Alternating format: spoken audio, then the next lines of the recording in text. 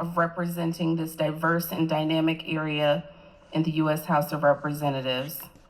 On behalf of the Chamber and our partners at the League of Women Voters of Illinois and the League of Women Voters of Homewood-Flossmoor area, I want to thank all of the candidates who have joined us this morning and who are willing to put their ideas before the public. We appreciate your time, your commitment, and your willingness to engage directly with the voters. I will now turn it over to the League of Women Voters of Illinois. Good morning. First of all, thank you, Janelle, for all of the efforts and support from the Chicago Southland Chamber of Commerce in organizing today's event. We also thank Moraine Valley Community College for the use of this wonderful space. I'm Becky Simon, President of the League of Women Voters of Illinois. League of Women Voters is a nonpartisan organization dedicated to empowering voters and defending democracy. We may be 106 years old, but we're just getting started. This forum is being recorded. You will be able to find the video on our website, lwvil.org. Also on our nonpartisan online voter guide, vote411.org, and on the Chamber's website, chicagosouthlandchamber.com, and we are live streaming this event.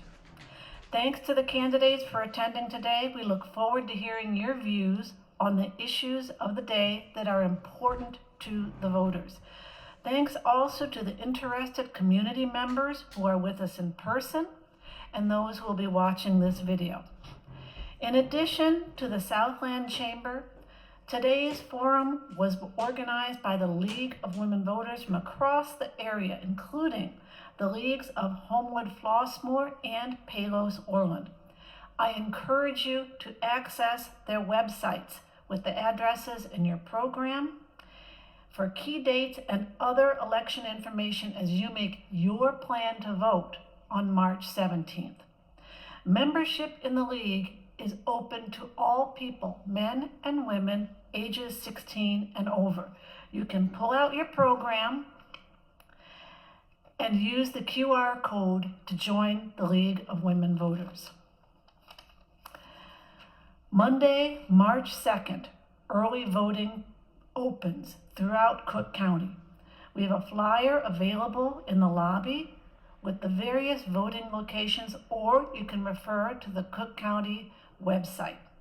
Finally, I'd like to repeat, League is a nonpartisan organization.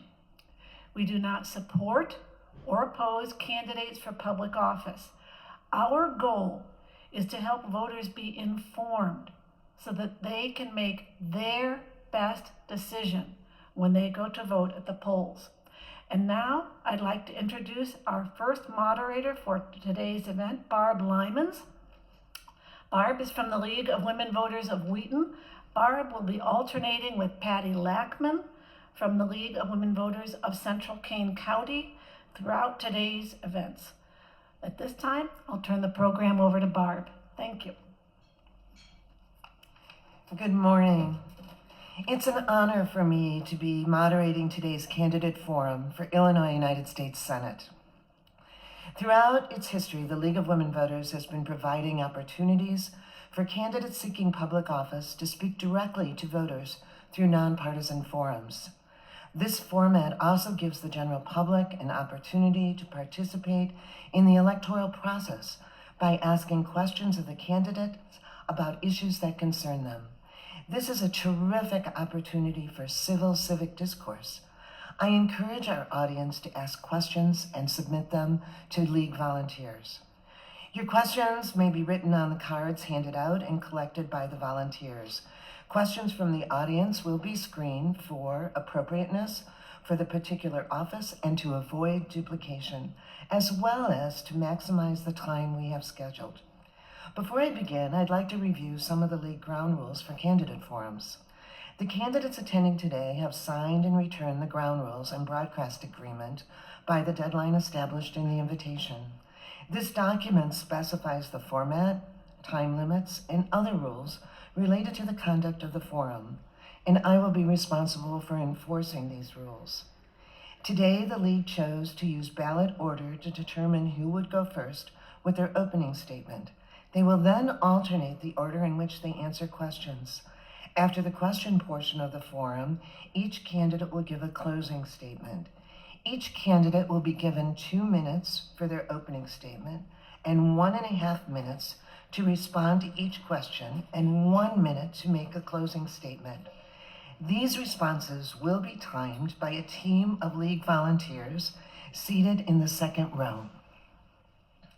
The timer will give a 1 minute and then a 30-second warning as appropriate. The format today is a candidate forum and not a debate. Candidates are expected to accurately represent the facts. The League of Women's Voters is not responsible for the accuracy of statements made by the candidates. It is the responsibility of the public, news media, and opposing candidates to fact-check statements made by the candidates if deemed necessary. This forum is held as a service to the voters so that they can hear directly from the candidates regarding their qualifications for their respective offices. Candidate responses reflect their own views and opinions, and they will refrain from commenting on the views of other candidates. The event today is being live streamed on the Southland Chamber of Commerce Facebook page and recorded. The League claims copyright ownership of any recording and the transcript produced of the forum. The forum will be posted in its entirety on the League of Women Voters of Illinois website, the Chicago Southland Chamber of Commerce website, social media platforms, and Vote 411 online nonpartisan voter guide. Any other use of the forum recording requires the express written approval of League. Audio and video must be broadcast unedited and in its entirety except by media reporting on events. For those in the audience today, we request that you do not take photos or video during the forum. It is a distraction to other members of the audience and to the candidates.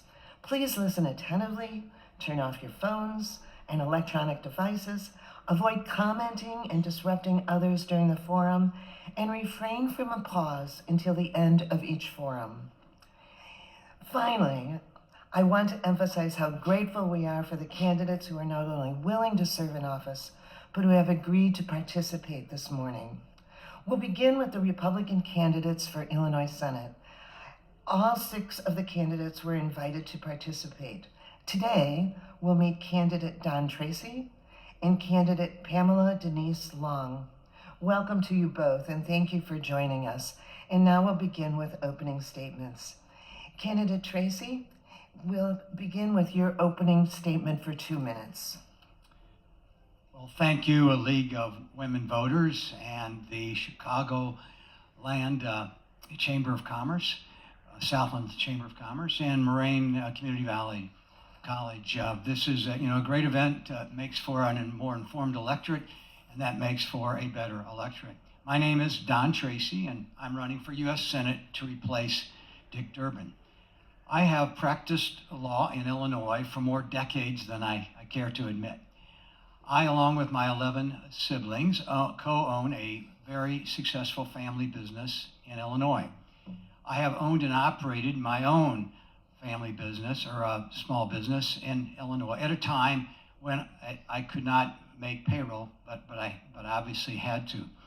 I also have lots of political experience as a volunteer and as a donor, but I am not a career politician. I have, along with my family, have experienced the American dream through our family business. And I want everyone to be able to experience their own American dream. At age 10, I was employee 1 in our family business, and I was assigned to the warehouse, which was a 2-car garage. But sadly, today the American dream is under attack by the Democrat socialists and their far-left agenda. So I'm running to defend the American dream so everyone can experience their own American dream. I'm running to reduce the cost of living for all Illinoisans, especially working families. In DC, I will work hard to champion common sense solutions, and I will represent all of Illinois, not just Chicago. In Washington, working families need someone to represent them. I will represent you in Washington, not special interests. Thank you. Thank you. Candidate Long, your 2-minute opening statement. Good morning, and thank you all for coming out for this important conversation. My name is Dr. Pamela Denise Long. I'm a Republican since 2008, running for United States Senate to represent every Illinoisan. I am originally from Mississippi, as many Black Chicagoans are. I came to Illinois to be with family and to go to school. My grandmother raised me and my sister, who's 5 years older than I, when I lost my mom a week before I turned 3, and my dad died at 2 weeks old. We grew up in the middle of a cotton field in a 4-room, 10-roof shack, no indoor plumbing. I grew up washing clothes on my hand, and we had a $100 outhouse in the back that my grandmother was very proud of.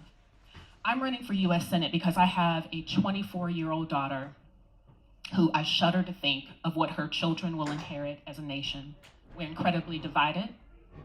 People who call themselves leaders are doing nothing to change that. As a matter of fact, they are fueling it. I've been a Newsweek contributor.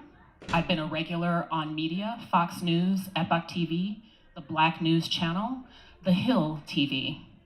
I've been writing about what Americans First looks like beyond it being a slogan, but for it to be practice. And I say, all Americans first.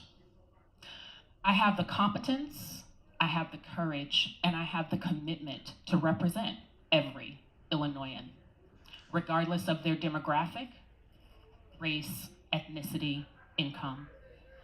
I've been accused of being pro-DEI, and I know for a fact that the Republican Party is probably the granddaddy of diversity, equity, and inclusion. I have called Americans back to the original intent of the civil rights movement and not the men fighting women version.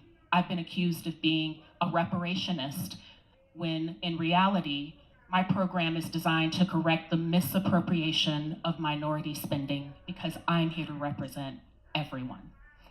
Thank you. Candidate Long, we'll start with you for the first question, and you'll have 1.5 minutes to respond. What are the 3 most important issues you intend to address if elected? My first career is in occupational therapy. I had the privilege, and that's heavy sarcasm, of graduating from college when the federal government changed how it paid for elder care. I lost 3 jobs straight out of college, moved off to New York, went to NYU for a master in public administration. Redesign of how we reimburse healthcare is incredibly important because such a life-sustaining service is out of reach for many. I believe that we should have HSAs, health savings accounts, medical savings accounts for elders. We need to make sure that your health insurance policy belongs to you, so it's privately owned by you, not attached to a job, that it's fully portable, it goes with you wherever you go. We keep the element of the ACA that allowed those who have pre-existing conditions to get the care because they need it most. We make sure that at a federal level, catastrophic care is still available for some people. All they really need is healthcare insurance if they have a significant incident. Immigration moderation, the way the Biden administration had open borders was against law. People have to be held accountable for that so that it doesn't happen again. And the reality is we also need a native-born labor sourcing plan. And what that means is United States citizens, as well as the children of immigrants and people who are legally authorized to be here, are prioritized with the finite resources that we have. That's in business development, that's in jobs, that's in scholarships and the like. We can have immigration enforcement and be humane at the same time. Thank you. Candidate Tracy, what are the 3 most important issues you intend to address if elected? Well, certainly the most important issue is the cost of living. People are having to choose between their pharmaceuticals and groceries and at Christmas gifts for their children. Everything the Democrats seem to do, they claim to be the party of affordability, but everything they do increases the cost of living, whether it's new taxes or old taxes that are higher their war on traditional, reliable, affordable energy, or the Unaffordable Care Act, which has increased healthcare inflation, where it's like 3 times normal or the average of inflation. So that's certainly the number one issue that we've got to focus on before it bankrupts our country. The crime is also a huge issue. When you're afraid to ride the CTA because somebody might burn you alive, as a career criminal did with Bethany McGee, that's just unacceptable. One of the reasons I think for traffic congestion in Chicago is that people are afraid to run the CTA, and I think the federal government has a role to play in there by providing some resources to provide better safety on the CTA and other trains and other mass transit, with strings attached if they provide more security. Federal spending is out of control as well, and Republicans are better at less government and at managing government. We need to focus on reducing government spending. Thank you. Candidate Tracy, should candidate funding be limited from lobbying organizations involved in foreign policy decisions? Could you repeat that question? Sure. Should candidate funding be limited from lobbying organizations involved in foreign policy decisions? Well, first of all, if you're a foreign entity, I don't believe you're allowed to do any campaign financing. You're not allowed to contribute to campaigns if you're a foreign country, etc. Now, if you're talking about foreign policy, domestic individuals lobbying, there is the Constitution, which says that lobbying is basically an free expression, and it's the First Amendment. So no, I don't think there should be limits that would violate the Constitution on lobbying your congressman or your U.S. senator, in this case, to have a better foreign policy. Thank you. Candidate Long, the same question. We desperately need campaign finance reform.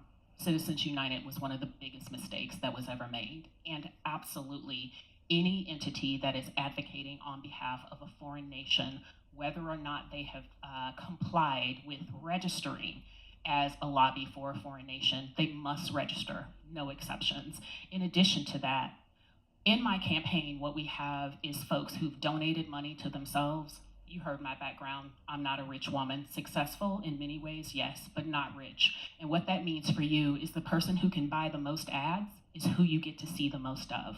What that means for you is people who've donated to campaigns for people that they need to hold accountable won't be able to do that because they're their friends and they're their donors.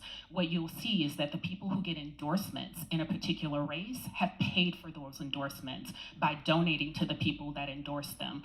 That sounds like one hand washing the other to me. I've been endorsed by Veterans for America First, not because I donated to them, not because they knew me. They championed my campaign because of how I've stood up for veterans, and we'll talk about that policy. I've been endorsed by the Peoria County Republican Central Committee, not because they knew me, but because they support my policies.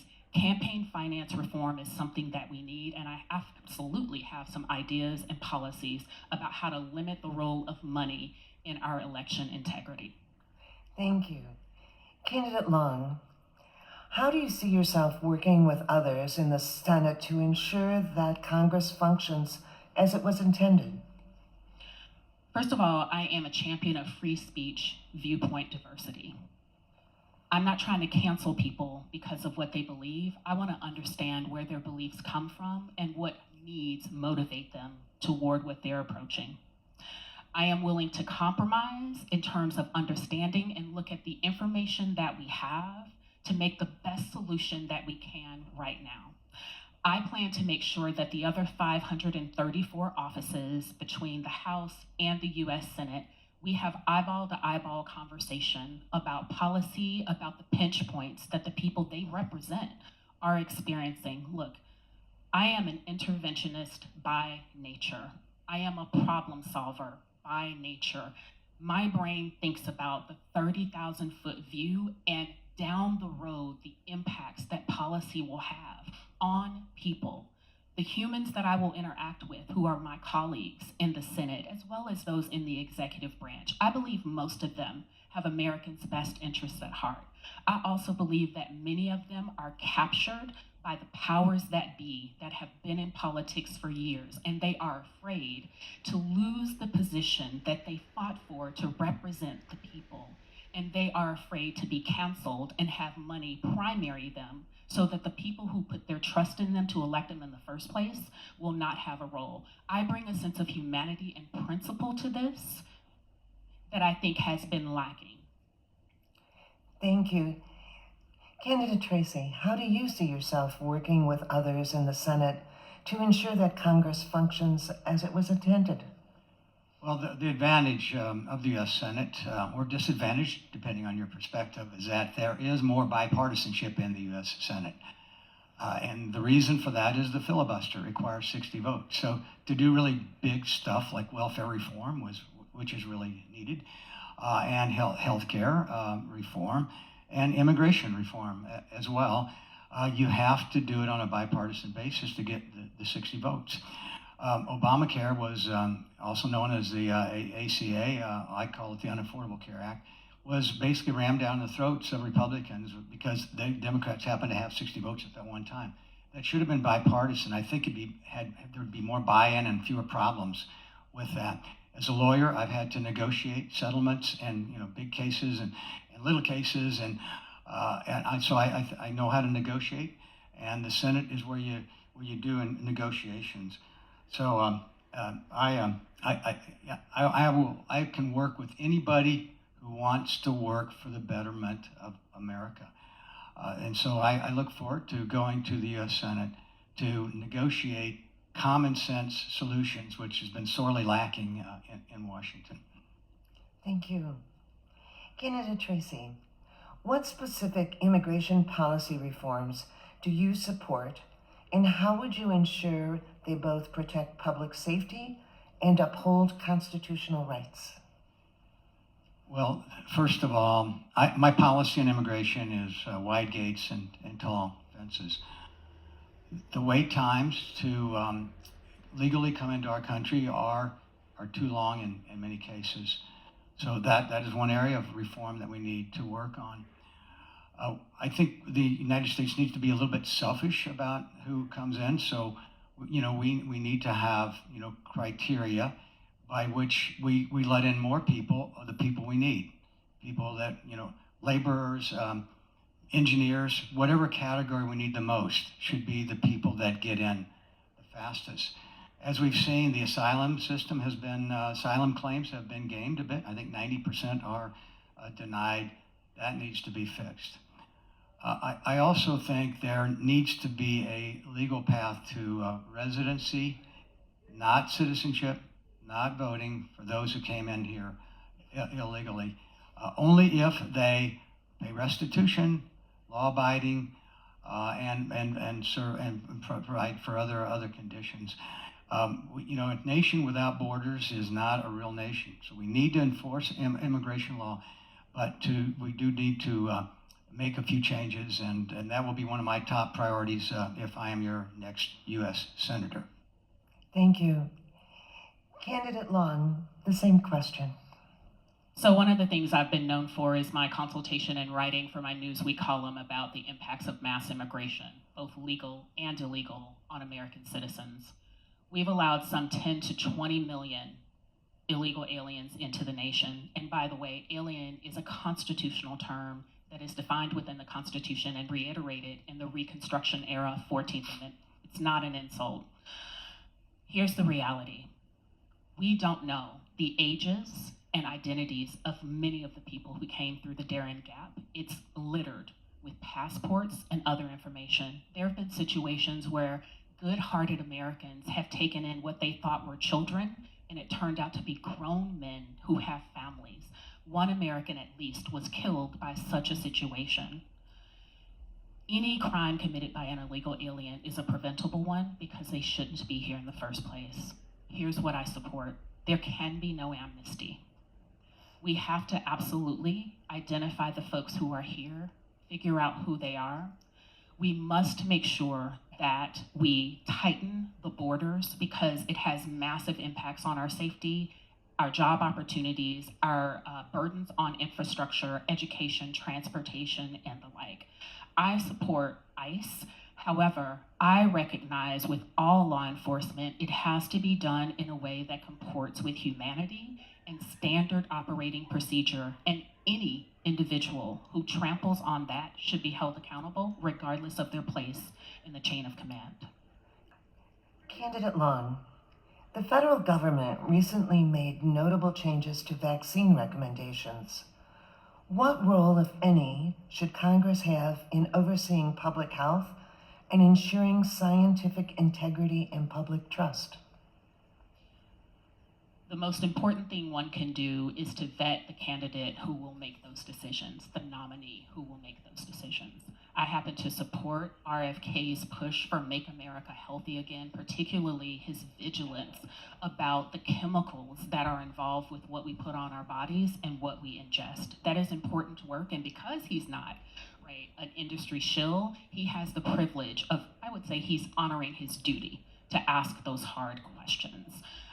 So I would also say that there needs to be accountability. If our food pyramid prioritized carbohydrates and all of these other chemicals for all of this time, and we've had these negative consequences, some 80% of Americans are insulin resistant and obese with diabetes. The people who made those decisions also need to be held accountable. Look, we don't have law and order and we don't have good governance if people can poison us, if they can brutalize us and our children and get away with it. So accountability and an ounce of prevention is worth a pound of cure. So vetting the nominees to make sure that they're gonna serve the American people well. Thank you. I'm afraid our time is up, and that was our last question. So we'll move on. Jen. Oh, I'm sorry, yes. I'm so sorry, Candidate All right. Tracy. All right, Barb. I put my X too soon. Okay. The primary role of the Senate relative to vaccine policy and other medical issues, of course, is to confirm the nominees of the president. And I particularly think RFK, I would have voted to confirm him, is doing a very good job with his Make America Healthy Again agenda and in challenging longstanding vaccine policies and asking the hard questions about them. And letting both sides to those issues speak for a change instead of being dominated by, the liberal elites of the medical establishment in that regard. I particularly like his choice of Jay Bhattacharya for the CDC. For too long, the medical elites have sort of said that their opinions, and they were just opinions, were settled science, and they haven't been. So I'm glad to see that we are questioning vaccine policy and really taking a hard look at what is the right way to go there. Thank you. And now our time is up, and we'll have 1 minute for your closing statements. Candidate Tracy, we'll begin with you. All right, well, thank you again. There are 8 statewide public offices in Illinois, including the 2 U.S. Senate seats. And this one is an open seat for the first time since 2010 when my friend who's endorsed me, Senator Mark Kirk, won as a Republican in Illinois. This is a great opportunity for an Illinois Republican to win statewide again. But it's going to be an uphill dogfight in the general election against a well-funded Democrat adversary. Winning this seat against a Democrat is no job for a political novice, like all of my opponents in the Republican primary. I am the most qualified candidate for this nomination, the best qualified to win this seat. I've been endorsed by 100 or so organizations and legislators around the state. To sum it all, I know I've got the experience with building coalitions, diverse. I know how to raise campaign money. Some people say it's not important to have money, but the Democrats are going to have millions. If you want an Illinois Republican to win this seat, vote for Don Tracy. Thank you. And Candidate Long, your 1 minute closing statement. My opponent here said that we should have a big tent and we needed a candidate to do that. I showed up, I called him, and he chose to leap into this race himself. My opponent here is a walking billboard for term limits and campaign finance. reform. Excuse me, we did ask that you speak about your policies and Thank you so procedures. much. Thank you. I am not a walking billboard for campaign finance reform. I am running for U.S. Senate because I do have the ability to develop crossover appeal, and I've done a lot of work with constituent groups that we need to bring Illinois together. I have policies for veterans. I have policies for folks who have been exonerated and falsely imprisoned. I have policies related to family land and heirs property because Illinoisans are losing their intergenerational wealth through property from taxation, as well as inappropriate proceedings within civil proceedings. My name is Dr. Pamela Denise Long, and I'm running for U.S. Senate, and I'd appreciate your support. Thank you, candidates, so much for joining us today. To our audience, we're now going to be taking a 5-minute break as we bring in the next group of candidates. Thank you so much for your patience. Thank you all. With the Democratic candidates for this office. All 10 of the candidates were invited, and as you can see, we have 4 that are present. My name is Patty Lackman, and I am co-president of the League of Women Voters of Central Kane County. So I drove to come here. You're welcome. Thank you for joining us. Let's begin with opening statements. Let's start with candidate Kevin Ryan. Good morning. How are we? Let's give all the candidates a round of applause. Just get some energy in the room. Democracy, we're participating. Thank you for coming out here this morning. It's important to participate in our democracy. And the first thing that you need to do, the easiest thing, is showing up. And that's what I've strived to do in my campaign. So my name is Kevin Ryan. I am a Marine Corps veteran, a Chicago public school teacher, and a New Deal Democrat from a new generation running to make our government work for all of us. Who does our government currently work for? The 1%. The same 1% that fund nearly 80% of our elections.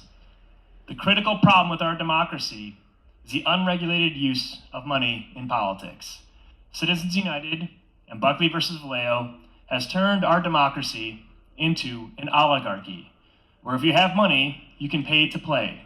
But if you're from the working class, if you're young, if you're a teacher, if you're a veteran who receives veterans health care because he can't afford private insurance, then you do not get a seat at the table. That is what our democracy says. So I am running to prove that there is a new path to viability outside of money in politics. Instead of spending my time on the phone with wealthy donors or being independently wealthy myself, I have traveled the state in my big green school bus you might have seen outside, and I've campaigned in all 102 counties, many on multiple occasions. We've leveraged that with our social media program where I've reached over 12 million people without spending $1 on advertising because our message works. So if you're happy with the status quo and you think the status quo is great, then I would invite you to vote for any of the 3 candidates who are campaigning to reinforce that status quo. But if you, like me, believe the status quo has reached a critical failure, then now is the time to act boldly. And that begins by voting boldly. For Kevin Ryan, the first name you'll see at the top of the ballot. Thank you. Thank you, candidate Ryan. We'll now have a 2-minute opening from candidate Steve Botsford. Good morning, and thank you all for coming out here today. My name is Steve Botsford. I'm from the northwest suburbs of Chicago. I played football at Notre Dame before working on Capitol Hill for Congressman Tony Cardenas. I spent a couple of years working on the Hill and figuring out kind of how it worked and where it was broken. I then went on to get a master's in economics from Georgetown and a master's in business from Northwestern. My campaign is focused on one thing, and it's affordability. Life in Illinois is just too expensive, and the government doesn't do enough to bring costs down. Obviously, the people in Washington don't really feel the same in the affordability crisis that we have. So I'm focused on 4 things: bringing down the cost of housing, healthcare, childcare, and everyday expenses. So we need to build more housing where people want to live. We need to train more doctors. We need to break up hospital monopolies. We need a child tax credit. We need universal pre-K, paid family leave. And we need to do things to just bring down the everyday cost. We need to repeal Trump's tariffs, repeal the Jones Act, and build more green energy. Thank you. Thank you. And now we'll have an opening from candidate Brian Maxwell. Everyone, good afternoon, and thank you all for coming out, and especially for inviting all of the candidates to this forum. My name is Dr. Brian Maxwell. I'm an agricultural engineer and environmental research scientist at the University of Illinois down in Urbana-Champaign, where I'm also a community organizer. I also kind of just wanted to take a second to recognize a pretty significant loss this week that I think a lot of people are feeling. We recently lost Reverend Jesse Jackson, just an incredible political figure, advocate for civil rights, not just in this country, but for human rights all around the world. And he was a man who didn't hesitate to speak hard truths to power and speak against the establishment, have hard conversations even when the establishment was pushing back on him. And to be honest, that's a lot of the reasons why I got into this race, because I felt like our party is not having hard conversations, and that's why we're in this moment under a second Trump administration. My three main platform points are pretty straightforward: anti-war, Medicare for all, and making sure that billionaires and corporations pay their fair share. Like was just mentioned, I also prioritize affordability. It's a huge issue right now, but I don't think that you can talk about affordability in this country without talking about the fact that over half of our federal tax dollars are spent, our federal discretionary spending are spent on military spending and endless wars, instead of things that our communities desperately need, like housing, education, and healthcare. These are things that are often picked up by local and state taxes, which are often why they are so high, because our federal government isn't paying for these things. I don't think you can talk about affordability if you're not talking about that, or the fact that roughly 1% of people in this country own as much wealth as the entire middle class. That's an insane wealth distribution in this country. And if we're not talking about that, if we're not reallocating those resources back into the working class, which are producing the wealth in this country, I don't think we're going to really be able to address a lot of the big investments on housing, healthcare, and education that we need to address affordability. Thank you. Thank you. And your 2-minute opening candidate, Jonathan Dean. Hi everyone. Is this working? I think it's working. Okay, great. Thanks for coming this morning. It's great to see everybody out. I agree. You know, these are perilous times right now in Illinois and in our country. And the first and most important thing for us to do in response to this is to show up and get organized. So thank you for coming. My name is Jonathan Dean, and I am running for U.S. Senate quite simply because I am terrified for my kids' futures. I've been a litigator for 13 years. More recently, I've started a solar energy business and am developing solar energy projects right here in Northern Illinois. And I've also been a longtime activist, a political activist, environmental activist, and an activist for survivors of childhood sexual abuse. And I also share on the campaign trail that I myself am a proud survivor of childhood sexual abuse, and I share that to say this. I've been fighting bullies and abusers and gaslighters in court and in my everyday life for most of my adult life, and I didn't move through all of that adversity and overcome all of those challenges only to live and raise my kids under a government that is lying to us and gaslighting us every single day. I've just had enough of it. We need to think big in the Democratic Party, and we need to undertake big economic and democratic reforms in order to preserve the idea of America for future generations. It's under threat. I'm talking about things like nullifying Citizens United, passing term limits and ranked choice voting, taxing the top 1%, Medicare for all, reforming the Supreme Court, and passing public financing of elections. And you know there's some things in there that I forgot too. My kids are 7 and 5. This is the work of my generation for the benefit of future generations, and we need to start now. That's why I'm running and humbly asking for your vote. Thank you. Thank you. And now we'll go to our first question with candidate Botsford. What are the 3 most important issues you intend to address if elected? Thank you. So like I said, my entire campaign is focused on affordability. So that's going to be one issue with 3 branches. So affordability and housing. We need to build more housing where people want to live. There's a bunch of stuff we can do. A lot of that's at the local level. But at the federal level, a lot of times, you know, they talk about try to get use government power. You can either use carrots or sticks. A lot of times we use carrots and try to incentivize communities to build more housing as opposed to using sticks. So I want to tie transit funding to the communities that are actually building more housing, not just developing a plan, but actually units built. Healthcare, number two, we need to train more doctors. We need to lift the residency caps so we can train more doctors, so we have more doctors across the spectrum in different hospitals. We need to break up hospital monopolies. We need pharmacy benefit manager reform, just to name a few. Childcare, we need a child tax credit. We need paid family leave. We need to build more child care centers. So those are my top three. Make it more affordable for housing, healthcare, and childcare. Thank you. Same question, candidate Maxwell.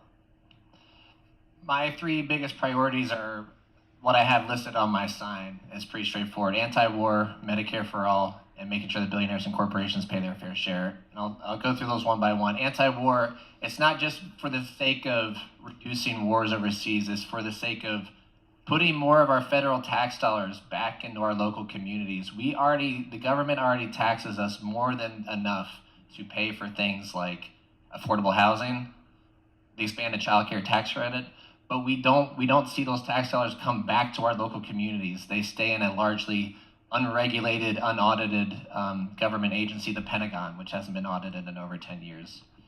Medicare for all.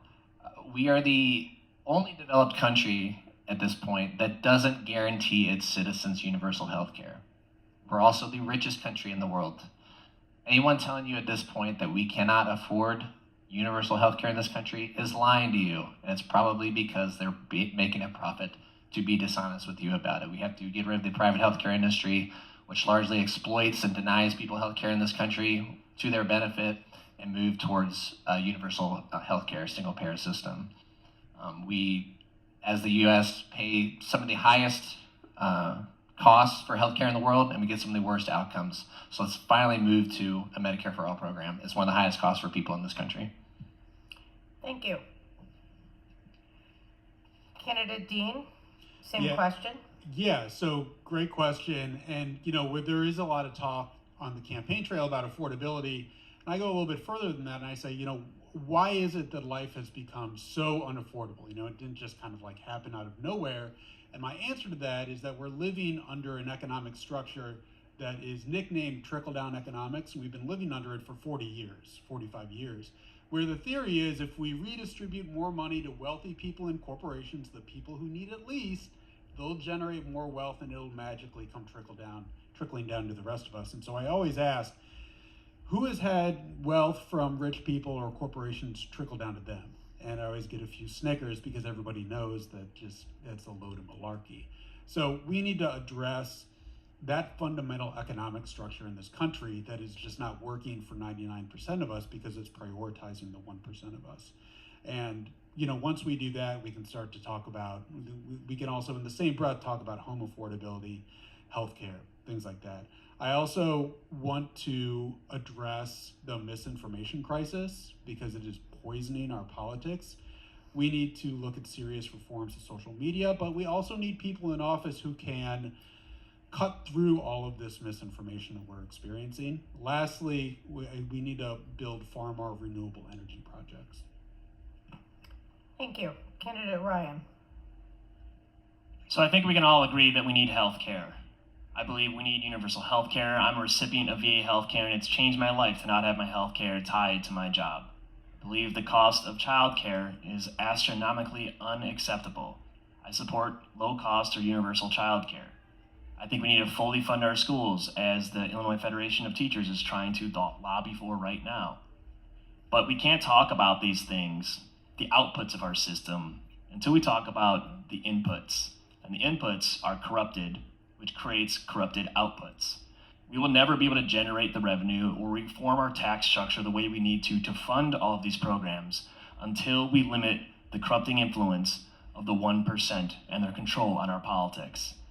The Epstein files have proven that money is power, and billionaires are close to unlimited power with their wealth. We must insulate our democracy from that wealth so that we can adequately tax wealth, increase the income tax brackets similar to the New Deal, close offshore loopholes, increase the corporate tax rate, and fund the programs that we need, like universal health care.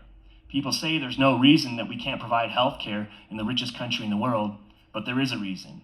It's It's the $1.7 trillion health industry and the $250 million they pour into our elections every cycle to Republicans and Democrats.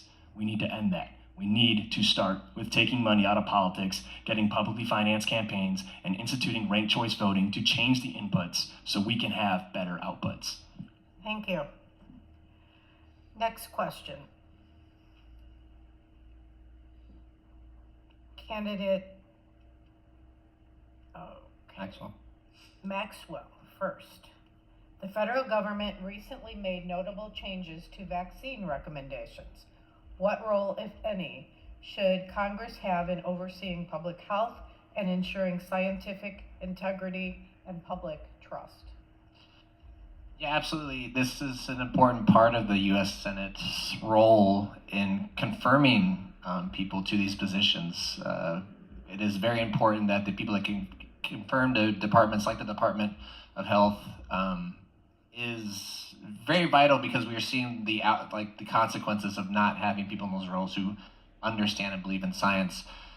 That's part of the reason why I'm running. I think that, we talk about needing a lot of experience in Congress. I don't think that being a career politician or lawyer is the only kind of experience we need in Congress. We need scientists in Congress who understand the data, behind vaccines in particular. Vaccines are incredibly effective in what they do. That doesn't mean don't need to talk to people and address their concerns they have with vaccines. That's part of the educational outreach that we need to address.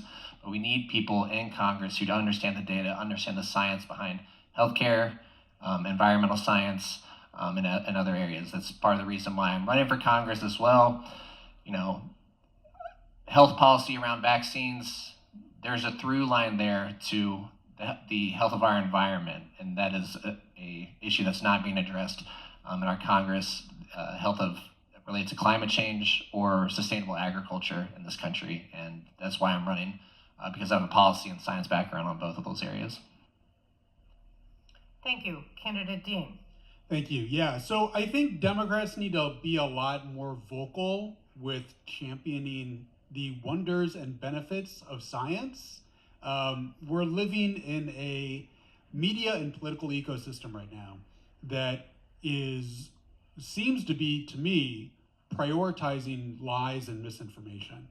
And I call myself a new style Democrat, because I think Democrats need to have new attitudes about this very fraught political and media environment that we're living in. We so often are so shocked by the brazen willingness to lie from folks who are anti-science, anti-vaccine. We need to be so much more vocal with promoting the wonders and benefits of science. I mean, 100 years ago, we were living in a dark age of medicine where it was frequent that women like my wife, who when they bore children would pass away. People would die of diseases that are now extremely preventable, smallpox, measles, and our generations are the beneficiaries of enormous advances in science, and we need to talk about that, because that is a very good thing. We need to be a lot more vocal about it, and I think that's step number one, because if we don't talk about how good science is, then we're not going to be able to do much else about it. Thank you. Candidate Ryan. So how do we in the United States Senate and in the Congress assert oversight over health policy? Excuse me. The first thing is, as a former federal employee, I worked for the U.S. Treasury Department and the Department of International Affairs, and there are some tremendous people who work for the federal government. And one of the best oversights we can have is ensuring that our senior level experts have the autonomy, independence, and protection to voice their concerns and to have unbiased data and information that they can provide the public with. So we need to protect federal employees. And one way we do that is allowing federal employees to collectively bargain, organize, form unions, and most importantly, to strike. and to give them work protection so that they can ensure that they are being independent as subject matter experts. Additionally, we also, going back to my central point of money in politics, we need to insulate health policy from the pharmaceutical industry. We just saw this, the VA tried instituting a new rule just this week where a veteran's disability rating could be lowered if prescription drugs improve the quality of life. This does two terrible things. One, it is incentivizing veterans not to receive care, and two, it incentivizes the VA to overprescribe, which we've already had a problem with. So it's bad for veterans, but good for the pharmaceutical industry that is making those drugs. So again, we need to insulate our health policy from the trillion-dollar pharmaceutical industry, and we also need to ensure that we're protecting our federal employees who are the subject matter experts driving this research. Thank you. Candidate Botsford. So first off, the Senate obviously should not have allowed RFK to become the dictator of what happens and what vaccines we take. That's step number one. And number two, I think this is one of the bigger problems in Congress overall, is that Congress has abdicated so much of its authority and legislative power to the executive branch through overly broad legislation. They write legislation, they don't really define their terms, and then they just kick it to executive branch to just define it for themselves. And you see that in so many different avenues, and it does not allow Congress. Congress is the superior branch. It is the only branch that can fire the other two branches. It's supposed to set the laws, and the executive branch is supposed to execute them. But Congress lets them legislate through overly broad legislation. So we need a Congress that jealously protects its power and makes laws that are not easy for the executive branch to bypass or ignore completely. Thank you. Question number 3, starting with candidate Maxwell.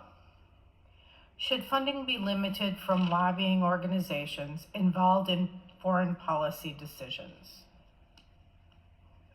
Yes. Oh, sorry, I didn't catch the end of this. Specifically related to foreign policy decisions?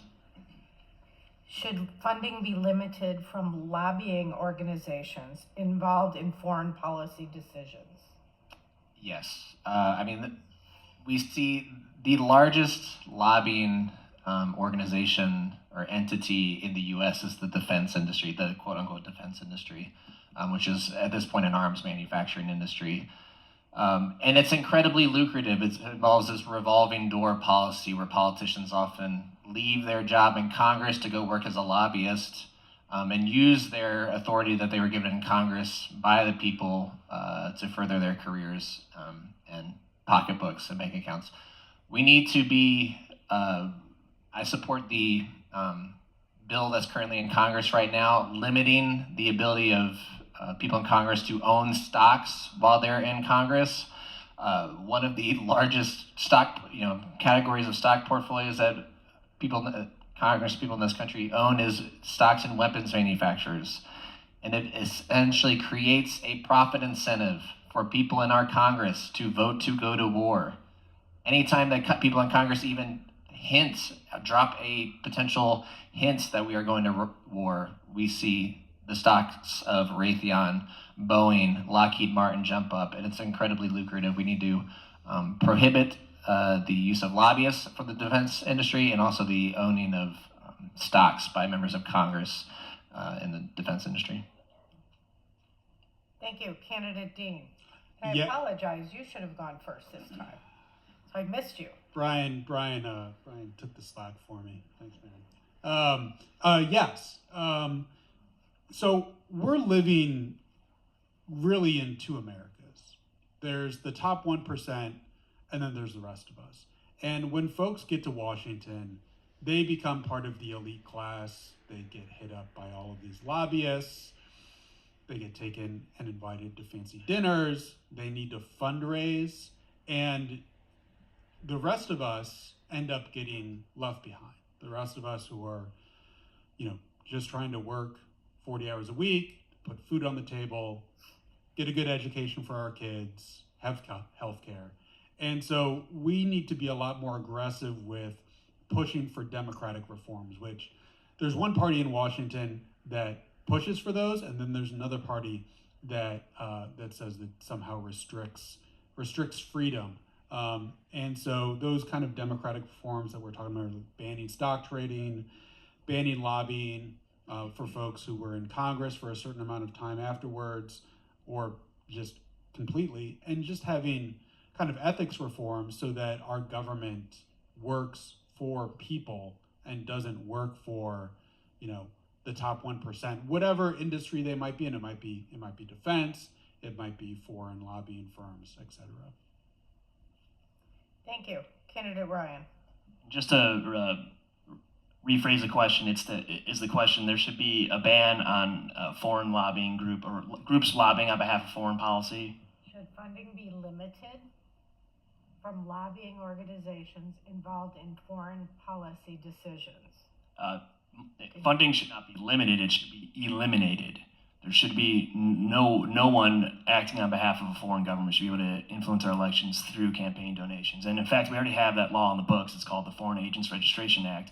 And if you're representing a foreign entity, you are meant to register with that, and then you are not allowed to donate to campaigns. So that is law on the books. However, there's a loophole around this, because if you're an American citizen or you hold dual citizenship, you do not have to necessarily register under FARA.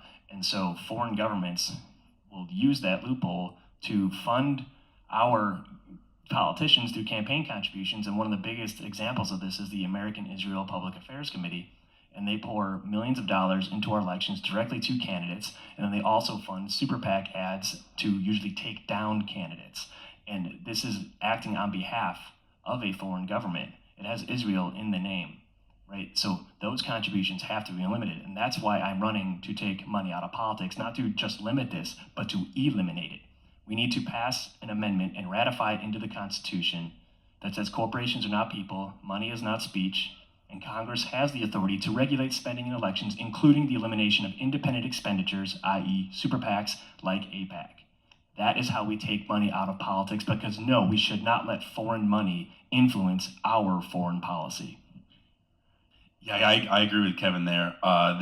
There should be no lobbying on foreign policy. Foreign policy is one of the most important roles of the government. It's also the Senate. It's also one of the most unaccountable. American foreign policy should be determined by what is best for America, not what's best for the military-industrial complex, and not what is best for other countries like Israel. Thank you. And now, Candidate Dean, you're first. How do you see yourself working with others in the Senate to ensure that Congress functions as it was intended? So that's an awesome question. Thank you.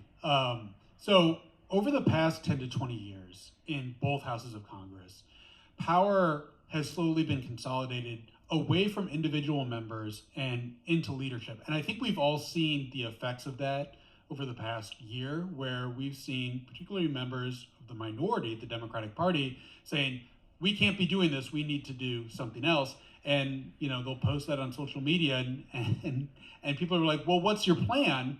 And I think what we're all shockingly realizing is that they can't do anything, because as a member of the minority, even though they're a member of Congress, their power is extremely limited. And it's because the power of individual members of Congress, whether it's in the House or the Senate, has been consolidated into leadership in those chambers. We've seen cracks in that in the House with the Epstein discharge petition. Speaker Johnson was never going to bring that bill to the floor. Thomas Massie and Ro Khanna moved to bring it to the floor, so went around leadership, and of course then everybody voted for it. And so we need to redistribute more power away from leadership and back to individual members of Congress. And that's I think just the very start of it. Thank you. Candidate Ryan. So how I work with other members of the United States Senate in order to make our Congress work the way that it was intended? Well, to be quite frank, I think our Congress was meant to be a little bit disjointed and meant to be a marketplace of ideas. And that's precisely why I wanted to run for the United States Senate, because instead of the House of Representatives, because the United States Senate offers individual senators the autonomy necessary to enact the reforms that we need. Because the reforms I propose to you today about overruling Citizens United and Buckley through a constitutional amendment requires me to get the Democratic Party, which plays into the system, to join on. And so you need to have a little bit of independence instead of being one of a caucus as you would be in the House of Representatives. But how do we get our Congress to work together? How do we work with people across the aisle? Well, this issue of taking money out of politics, campaign spending limits, it is one of the most bipartisan issues. 78% of Americans support this, including 71% of Republican voters. And so I will bypass my Republican colleagues and go straight to their voters in my school bus, the way that I've been doing in the red counties here in Illinois. I will do it in the red states, in the Bible Belt and the Gulf states, all along the East Coast. I'm awaited Washington, D.C. to get sworn in, and I will get the popular support necessary. So by the time we get to Washington, D.C., I will be able to leverage that popular support to work with my Republican colleagues and my Democratic colleagues to pass this amendment through 2/3 of the Senate, and then advocate it to get through 2/3 of the House. And then once we get it out of the Congress, I will get in that school bus and drive to the state capitals I need to ensure that 3/4 of the state ratified. And once we take money out of politics, we will elect majorities who will work better together. Candidate Ryan, I just want to say I will not stop you in the middle of a sentence when the time is up, but I will stop you from going on to a paragraph. So, thank you. That's fair. That is fair. I'm very fair. Okay, Candidate Botsworth. So How I do you think see yourself working with others in the Senate to ensure that Congress functions as it was intended? Yep. So I think it's important that we treat the opposition party as what that is. The other party is the opposition; they're not the enemy. We're obviously going to disagree on a lot of things, but there's going to be some things that we can agree on. When I worked on Capitol Hill, it was 2013. We were still in the midst of the 2008 recession. We had a long-term unemployment crisis, and long-term unemployment for people, for economists, that's disastrous. Once you get to past 20 weeks unemployment, it has absolutely disastrous effects.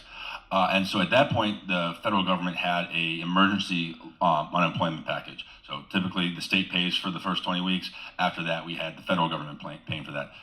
So I read a blog, and I was talking about, instead of giving weekly unemployment benefits to the federal government, let's pool what we're going to give together and then allow people through the Department of Labor to use that pool to either move for a job offer or to a better job market. And so that was the idea. I brought it to my boss. He's like, okay, cool, go find a Republican co-sponsor. So I started knocking on doors and talking to the Republicans, and was actually able to get a South Carolina Tea Party Republican to join my boss, a California Democrat, on introducing that bill. And so there are things we can agree on. It takes some negotiation, it takes some compromise, but as long as you're treating people as the opposition and not the enemy, I think it's possible. Thank you. Candidate Maxwell. Yeah, so I would work with people in Congress who I believe are trying to pass humane policies like getting more of our federal tax dollars into things like housing, healthcare, and education. I would not be willing to work with members of Congress on policies that I believe are inhumane, like what we're currently seeing with the mass detention, mass incarceration by people in this country by ICE. This is incredibly inhumane and depriving people of their civil rights, and in many cases, American citizens. There's a lot of room to work on bipartisan issues, not just the money and politics issue, which is the banning the stock trading act. This was a bipartisan bill. This is independents, Republicans, and Democrats co-sponsoring this bill. Not just getting money out of politics, but also reducing military spending and getting less involved in foreign entanglements. That was originally the appeal for a lot of voters of the America First policy. A lot of people were drawn to the America First, even though it hasn't ended up being America First. But there's a lot of people in this country want to see more of our federal tax dollars just put into things here that benefit Americans. Americans' tax dollars should benefit Americans here at home when so many are struggling. And there's a lot of bipartisan consensus about that. You see really strong advocates for that in the Senate, like Thomas Massie on the Republican side of the aisle. And you see a lot of Democrats advocating for that. But we need champions for that in Congress, and that's why I want to go to Congress, to be a champion for the anti-war movement and getting money out of our federal military spending and back into our communities. Thank you.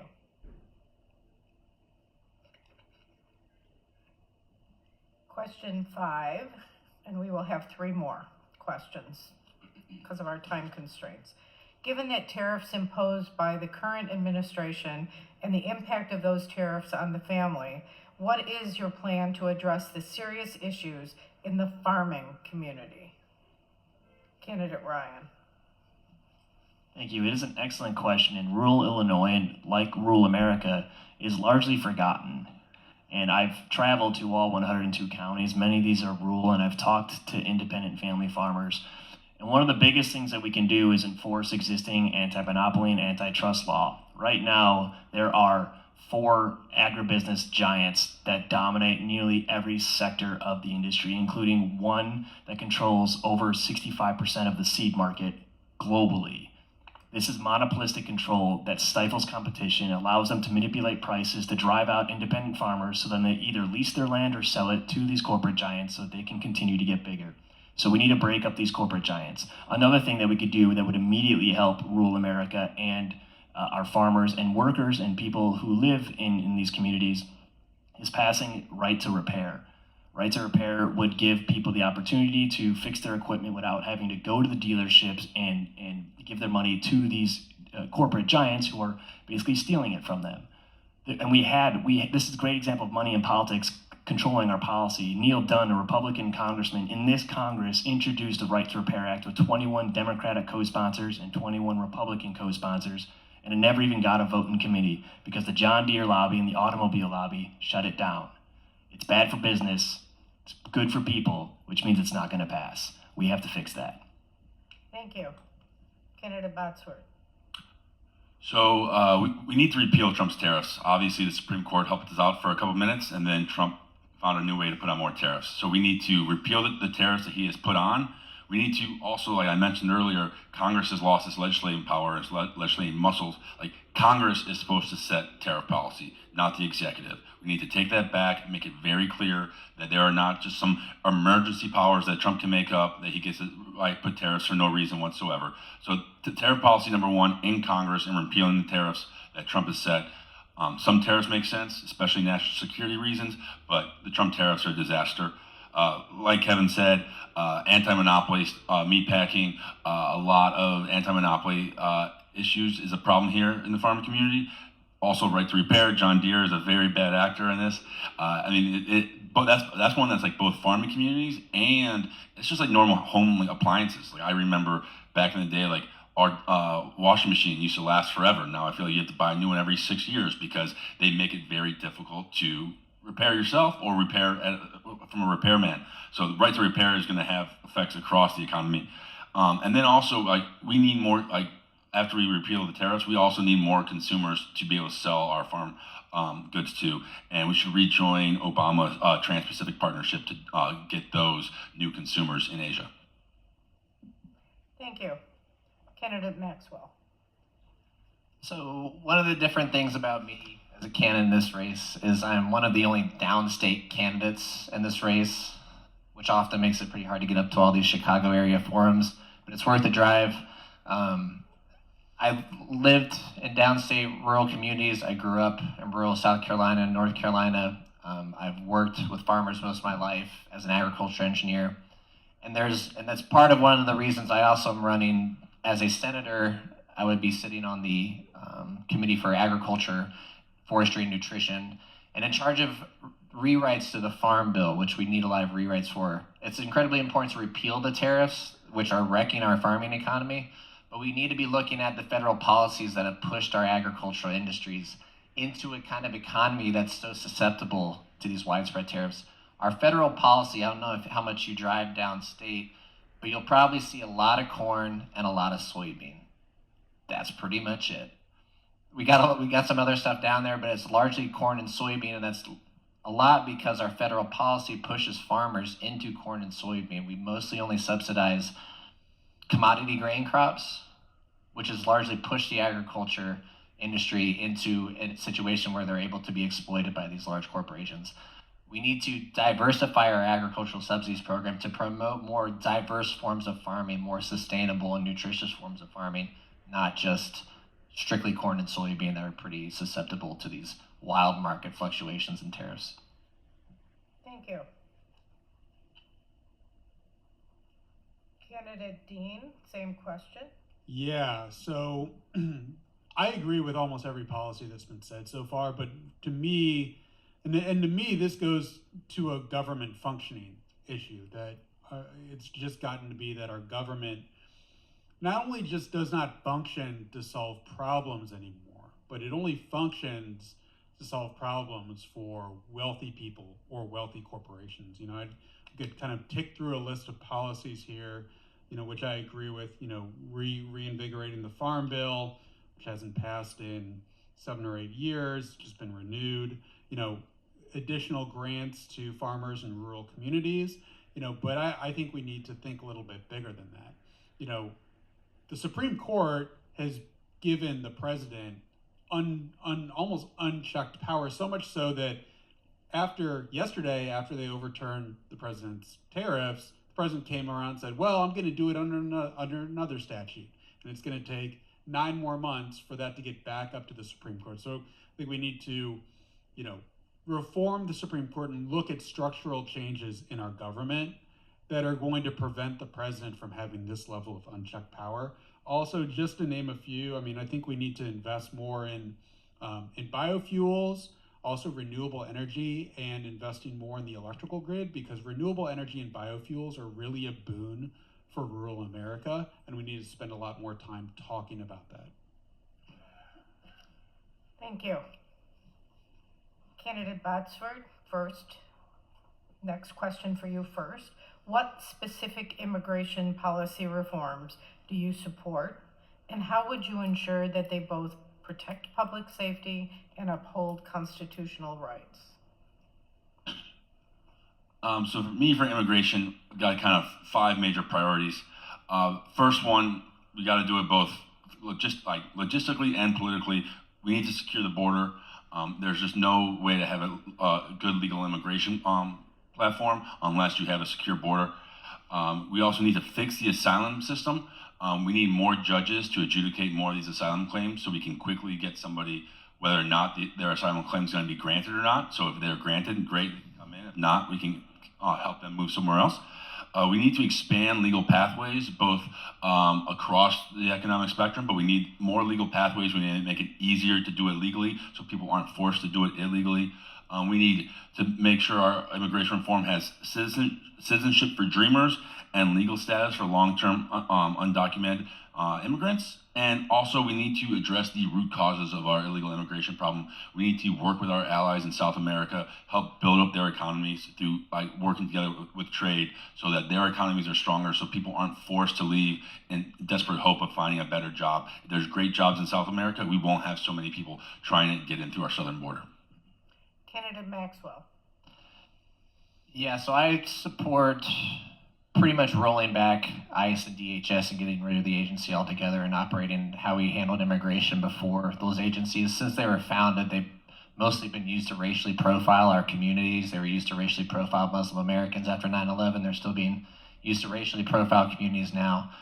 We obviously need to get more resources to securing the border and resources into administrative resources to get people the documentation that they need to be able to work in this country legally. We can't have entire industries in this country that largely rely on immigrant labor completely upended at any moment. That includes construction, agriculture, and hospitality.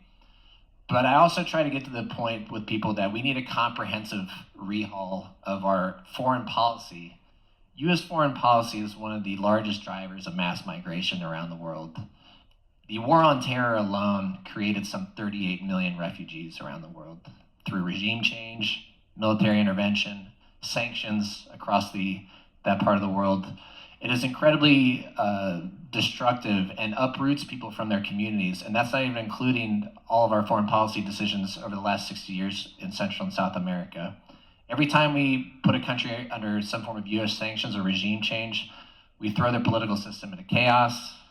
We make it harder for people in those communities to get access to food, fuel, and resources, and in many cases often drive people out of their communities where they're at in an act of desperation, fleeing somewhere else. Thank you. Candidate Dean. Yeah, so I think we need a full package of comprehensive immigration reforms, and this is, I think, an issue that Democrats, need to step up and lead on now. Traditionally, immigration has been a Republican issue, but what I always say when I'm on the campaign trail is that Republicans blocked comprehensive immigration reform in 2005, 2013, 2024, and are not passing it now, and so you might see a pattern in those failures. What they do is that they demonize and dehumanize immigrants. And immigrants come here for the same reason that our ancestors came here, is because America is a land of opportunity. And America is a great place. And we need to invest money in having a functional immigration system. We don't need to invest money in ICE, because that doesn't help having a functional immigration system. I'm in favor of abolishing ICE. What we need to do is invest money in the government agencies that will process through the undocumented immigrants and give them, especially dreamers, a pathway to citizenship. We also need a strong border, abolishing ICE, some of these other pillars of comprehensive immigration reform that have been proposed and nearly passed, but have not. And so that's my position on immigration. Thank you. Thank you. Candidate Ryan. So we need a hard reset on our immigration policy, and in the immediate short term, that looks like abolishing ICE and replacing it with something similar to the Immigration and Naturalization Service we had before DHS. That means enforcing a strong border and disincentivizing people to come into this country illegally. But when it comes to people who are undocumented in this country, more than half of them simply overstayed visas. They're not entering the country illegally. So if we're able to disincentivize illegal entry and incentivize legal entry, we can incentivize via the visa process that people do not overstay their visas through pathways to citizenship. Instead of threatening them with the stick of deportation, we can encourage them and incentivize them with the carrot of pathways to citizenship if they're honoring their visas and not overstaying them and doing the right process to make sure that they're remaining documented and in the country legally. But most importantly, because our immigration system just has not been working, and there are millions of people who have been living in this country, working, paying taxes, following our laws, building our economy, I support amnesty for all those people. That's part of this hard reset. Amnesty for the people who've been living, working, paying taxes for years. That is the humane approach to this, and it's not just dreamers, it's everyone. We need to give amnesty to those people, and then we need to enforce the border to disincentivize more legal entries.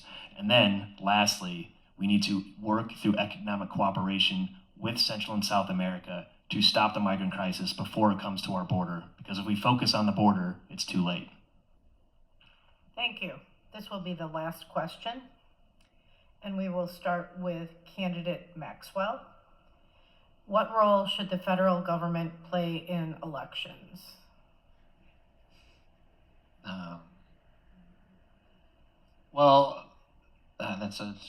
What I'll say first that we need to do is finally pass the John Lewis Voting Rights Act.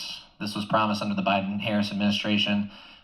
It would restore many of the original components of the Voting Rights Act that the Supreme Court has been rolling back for decades. As someone who grew up in North Carolina, I saw firsthand what Republicans tried to do the minute that the Supreme Court rolled back the Voting Rights Act and tried to pass racist voter ID laws in our state.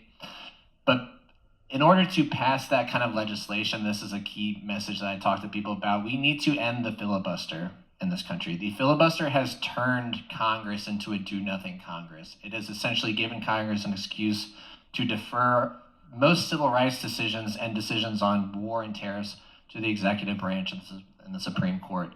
Since its inception, the filibuster, one of its first uses was to stall civil rights legislation in this country, and it's still being used that way today. And it's why we're seeing losses in reproductive rights for women. We're seeing losses in voting rights.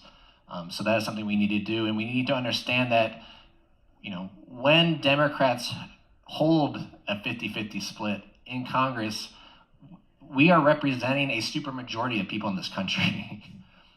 Democrats represent a larger share of people in this country and representing policies that the majority of this country wants passed. So we need to end the filibuster. Thank you. Thank you. Candidate Dean? So the only role that the federal government should be playing in elections is enforcing the 15th Amendment, which is a voting rights amendment passed during Reconstruction of the Civil War. That's the only constitutional role that the federal government should be playing in elections. In fact, the Constitution leaves it to states to administer and set rules for elections. And the only reason that we are seeing the federal government and the Senate in particular, well, Congress trying to get involved in elections is because Republicans are in control and because they want to set rules for elections that are going to disenfranchise voters. So what Congress specifically needs to do to enforce the 15th Amendment is to pass renewed voting rights legislation. The Supreme Court is in the process of systematically gutting 50 to 60 years of voting rights in this country. It happened in Shelby County versus Holder. It's in the process of happening now again, and Congress needs to step up to reauthorize voting rights legislation, but also needs to get in a bit of a confrontation with the Supreme Court and say, you know, in so many words, this is not legislation that you're just going to gut and overturn again. And so this is an issue of our government functioning the way it was supposed to, rather than the Supreme Court bullying Congress out of passing legislation. Thank you. Candidate Ryan. So I think the federal government has a very important role to play in our elections. And I would say it's not just the 15th Amendment. I'd be beside myself to not include at a League of Women Voters event the 19th Amendment. The federal government. If you look at our amendments, the majority of them have to do with regulating elections and making our elections more democratic. And so we need more of that. And that's the amendment I propose with amending the Constitution. But on top of regulating spending, which Congress passed in 1974, the Supreme Court under Buckley versus Vallejo said that was unconstitutional, that campaign spending limits were unconstitutional. That's one example where the federal government needs to enforce these standards. We need to have federal campaign spending limits. Also, we need a national redistricting commission. Based on the Fair Map amendment that we had here in Illinois, I think it's a good litmus test to have a board of Democrats, Republicans, and independents that help redraw the maps across the country to end gerrymandering. Because we cannot end gerrymandering one state at a time. Because if Illinois has fair maps, but Texas is still gerrymandering, then Texas is going to get more seats in the House of Representatives. So that's another example of the federal government stepping in to ensure more competitive elections. I would also throw in there, we need ranked choice voting and federal legislation protecting open, nonpartisan primaries. Because if we want to reform the outputs of our system, we need to change the inputs. And the federal government has historically and should today continue to enforce democratization of our elections. Thank you. Candidate Botsford. Yes, I just want to make sure, one major thing is we should not be nationalizing our elections, as Trump is trying to do so he can rig this next one. So that's number one, is not nationalize them, let the states run. But I want things I would like to see. I would love to see universal voter registration, no excuse, vote by mail. I want to overall I want to make it easier to vote, obviously not harder. I would like to see pilot programs in mobile voting. I also agree with Kevin, we need a nationwide gerrymandering ban. Ranked choice voting is great. Open nonpartisan primaries is great. I ran for Chicago City Council. It's an open nonpartisan primary. I thought it worked out pretty well, even though I didn't win. I also support lowering the voting age to 16, so we can start getting citizens used to voting and building that muscle earlier when they're still at home. 18, a lot of people are already at college and they just kind of do their own thing. At 16, we can really start building more voting. I want to see more people voting. And then also, we got to end Citizens United. Thank you. And now we will go to our closing, 1 minute, and we will start with Candidate Dean. It's been great to be here, and I wish I could stick around to talk with everyone, but we actually have a forum to get to that starts in about an hour on the other side of town. We're not most important, sorry. Well, no. So thank you for coming. If you have any questions about my campaign, you can reach me via email. So, a lot of the policies that we talked about today, the Democratic Party, we've been talking about them for 5 or 10 or 15 years. And so my question is, why have we not passed these policies? I think it's a good question. It's because we're not sending people to Washington who are going to sell these policies. Being in Congress now is not just about kind of going to committee and serving oversight and, calling it a day. Being in Congress now, especially as a Democrat, needs to be about coordinating messages with favorable media outside favorable think tanks in order to try to create a movement to get this legislation passed. And that's what I would do in the Senate. Thank you. Candidate Ryan. So I'd like to use my closing statement to address the rather large elephant in the room, which is, well, the three moneyed candidates who are not here, and then me never holding elected office. How could you possibly think to beat them, Kevin? Well, let me tell you. First, let me ask you a question. What elected office did our governor hold before he ran for office? That's right. What's his experience? Sure, he was politically active, but he was a venture capitalist who inherited a tremendous amount of wealth. I'm a public school teacher and a Marine Corps veteran. If we say that experience doesn't matter, then we really need to take a look at the mirror and say, what do we think about our democracy? Number two, I was shut out of the debate on WGN last night, despite meeting the fundraising criteria and having a letter signed by over 90 Democratic officers that are elected across the state of Illinois, representing 30 county chairs with 150,000 Democratic primary voters, including Alderman Matt O'Shea, Congresswoman Robin Kelly, who's also a former Democratic Party chair, and our opponent in this race. Even she signed on to the letter to include me in the debate. This is the work that I've been putting in across the state. I go downstate to every part of this state because I believe, as I said when I started my opening statement, showing up is what matters. I show up, and even my opponent sees it. We will do this if you vote boldly. If you think now is the time to act boldly, then now is the time to vote boldly for Kevin Ryan. Thank you. Candidate Botsford.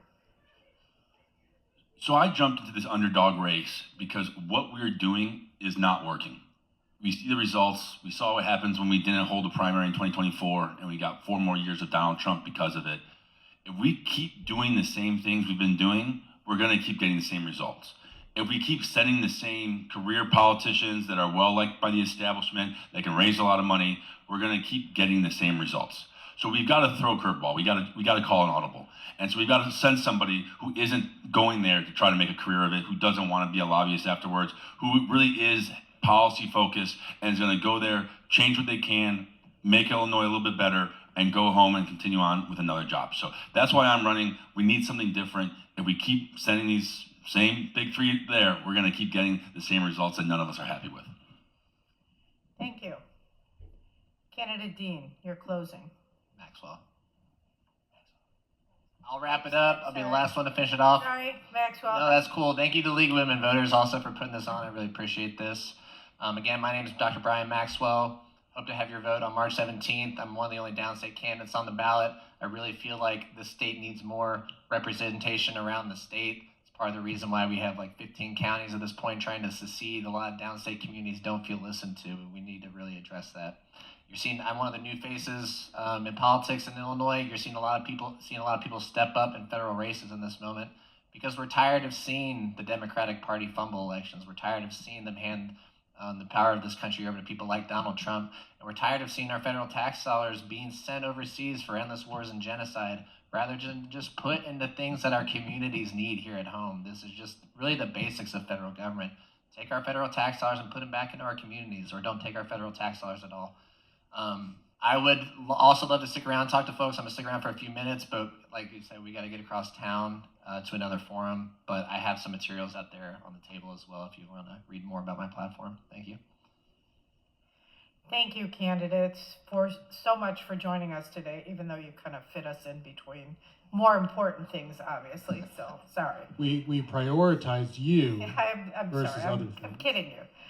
We hope that you all make the time to vote and to encourage your family, friends, and neighbors to do the same so that we can all have our voices heard.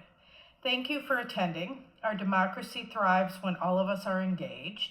Attending or watching a candidate forum is a great way for you to empower yourself on an informal decision on election day. Sorry. Having a hard time reading this here. We encourage you to check out the League of Women Voters nonpartisan online voter guide, Vote 411, for more information on this race, as well as all of our other candidates and possible referendums that will appear on your ballot. We will now take a break until 1 o'clock when our forums for the Democratic nomination for Congressional District 2 will begin. Let's give our candidates a round of applause. Thank you. Thank you very much.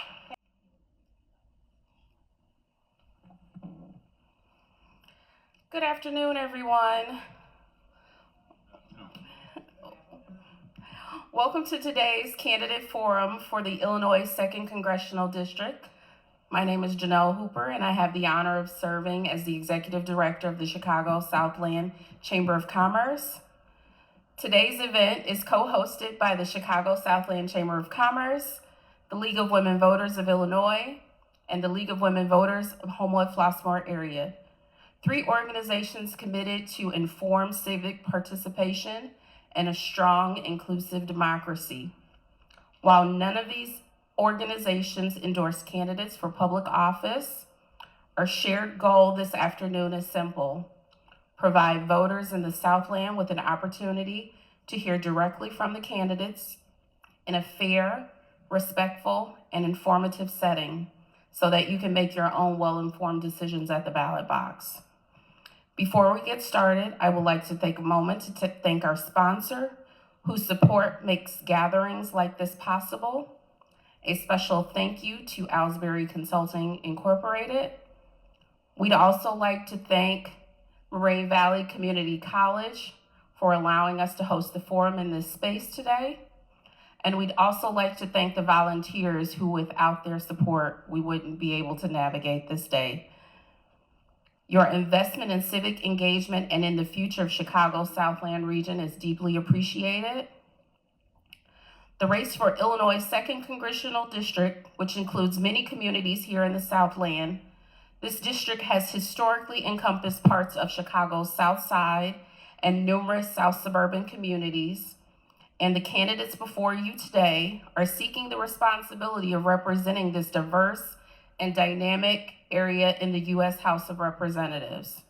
On behalf of the Chamber and our partners at the League of Women Voters of Illinois and the League of Women Voters of Homewood-Flossmoor area, I want to thank all of the candidates who have joined us this morning and who are willing to put their ideas before the public.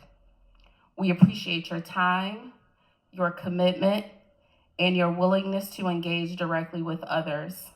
I will now turn it over to the League of Women Voters of the Homewood-Flossmoor area. Thank you, Janelle. Good afternoon, everyone. Thank you for being here. My name is Deborah Hampton, and I am co-president of the League of Women Voters of the Homewood-Flossmoor area. Before we begin, I'd like to express our gratitude for all those who have made this event possible. First, I want to thank Janelle. Thank you, Janelle. Janelle is the Executive Director of Chicago Southland Chamber of Commerce. She's the one who was actually instrumental in initiating this entire process. We also want to thank the Moraine Valley Community College for the use of this great space.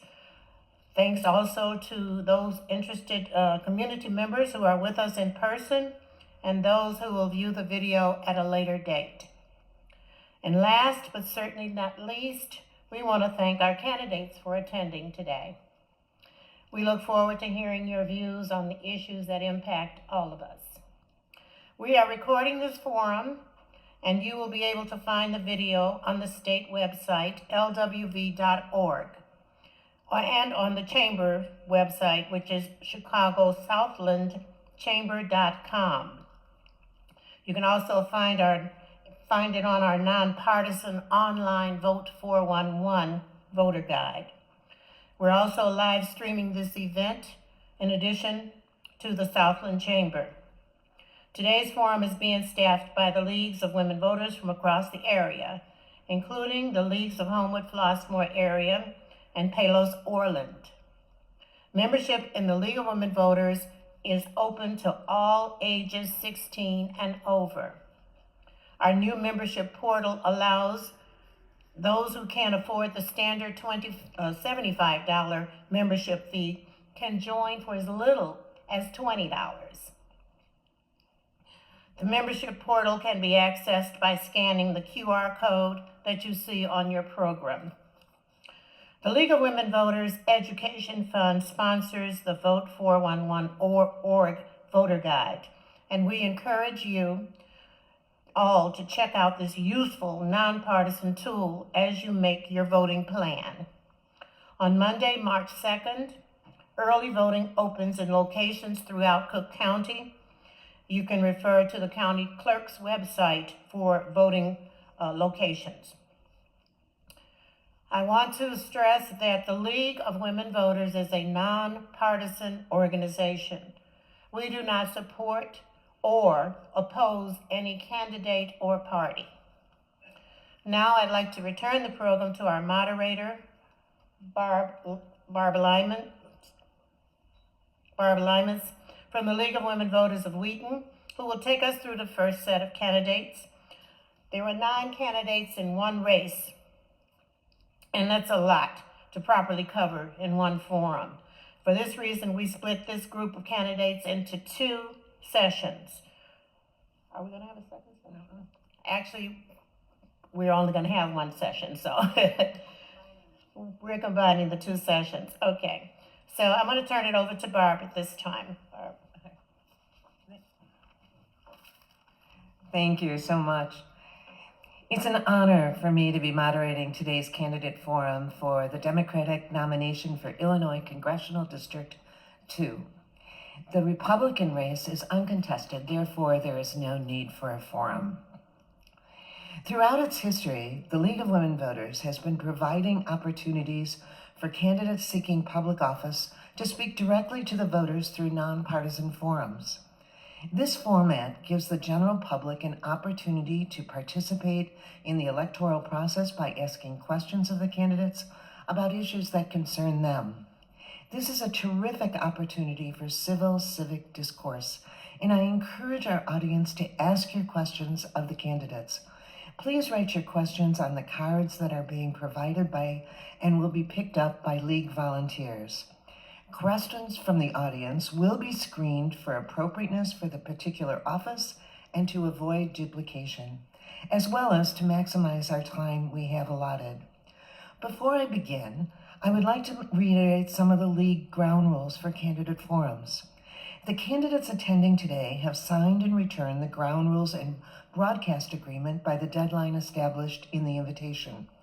This document specifies the format, time limits, and other rules related to the conduct of the forum, and I will be responsible for enforcing these rules. Today, the League chose to use the ballot order to determine who will go first with their opening statement. The candidates will then alternate the order in which they answer questions. After the question portion of the forum, each candidate will give a closing statement. Each candidate will be given 2 minutes for their opening statement, up to 1.5 minutes to respond to each question, and 1 minute to make their closing statement. Their responses will be timed by a team of League volunteers, and the timer will give a 1 minute, a 30-second warning, and 15 seconds if needed. The format for today is a candidate forum and not a debate.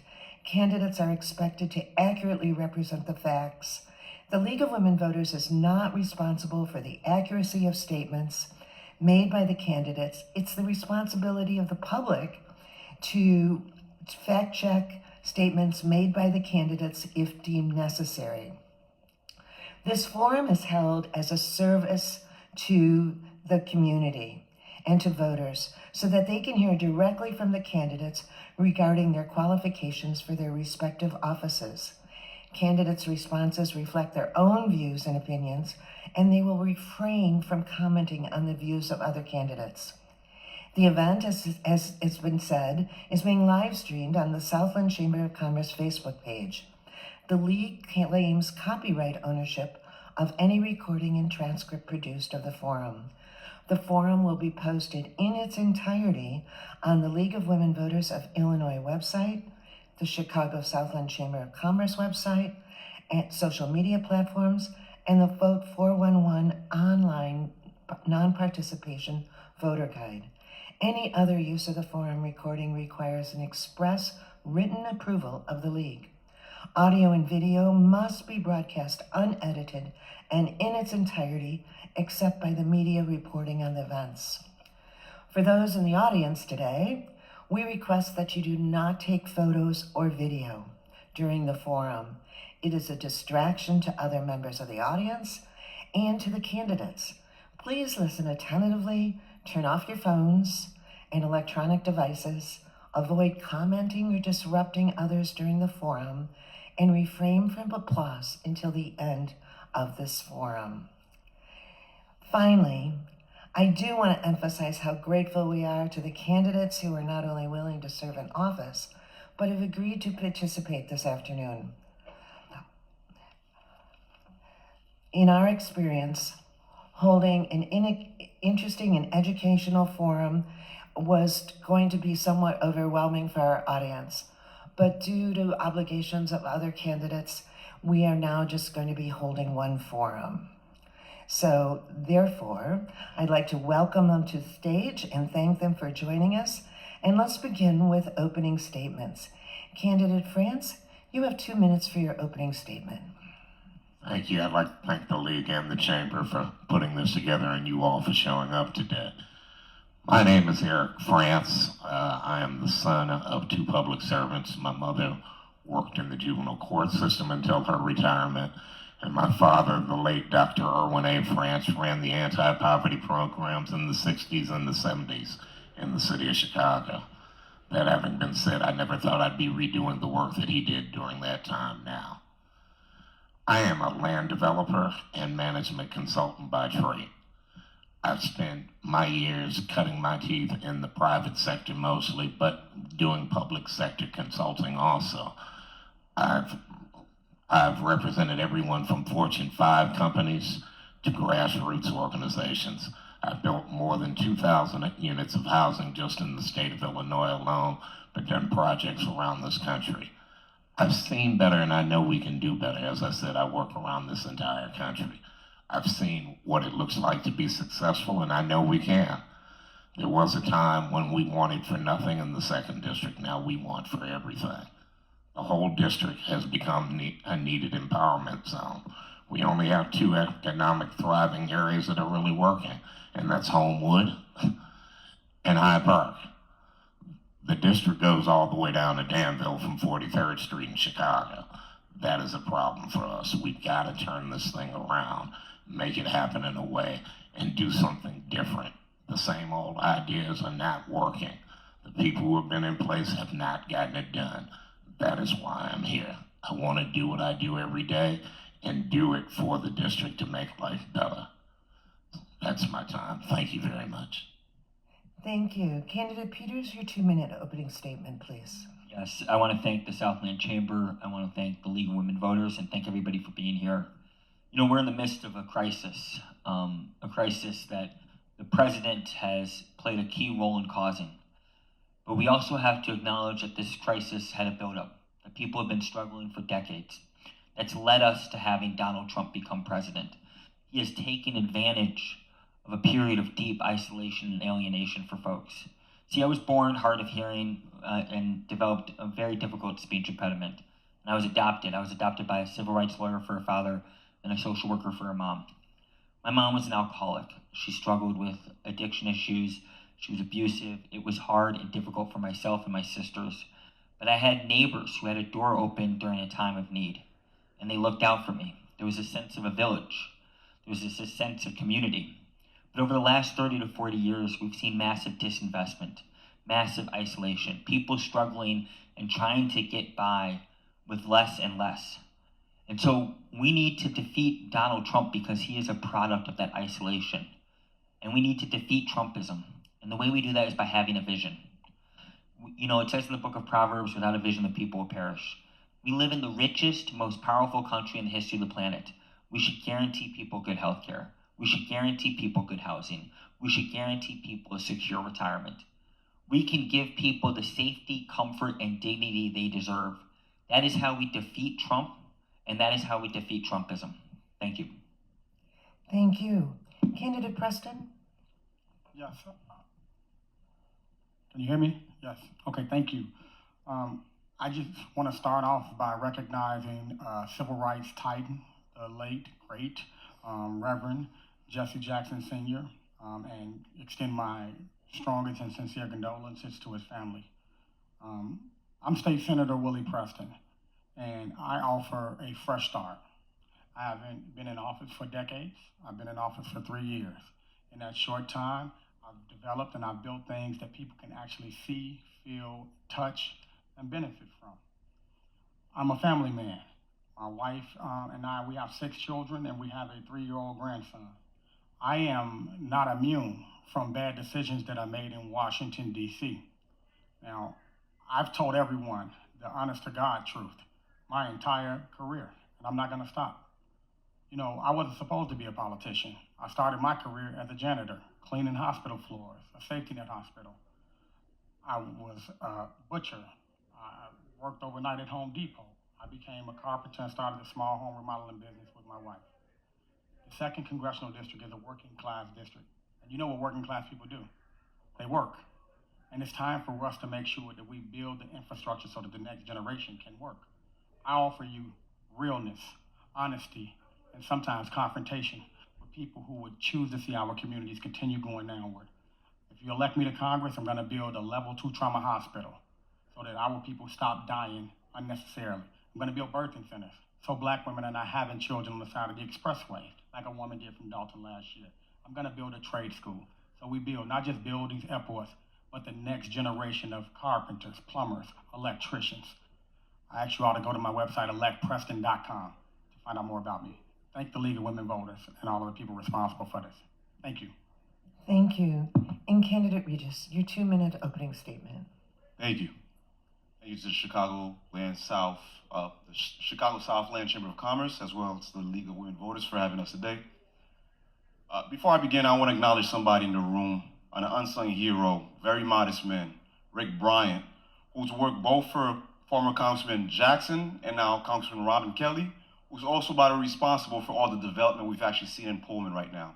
I want to acknowledge Rick. My name is Adele Regis. I'm running for United States Congress, looking to replace my former boss, Congressman Robin Kelly, who, as you know, is running for U.S. Senate. I want to build on something she's done, but I also want to bring some fresh perspective in light of everything that's happening right now. And here's why I'm running. Because I recognize that people are suffering, and there's not a lot of conversation around that. Unfortunately, the current president passed a bill last year, so-called Big Beautiful Bill, that's only going to benefit a small percentage of people, while the rest of us are getting screwed in the process.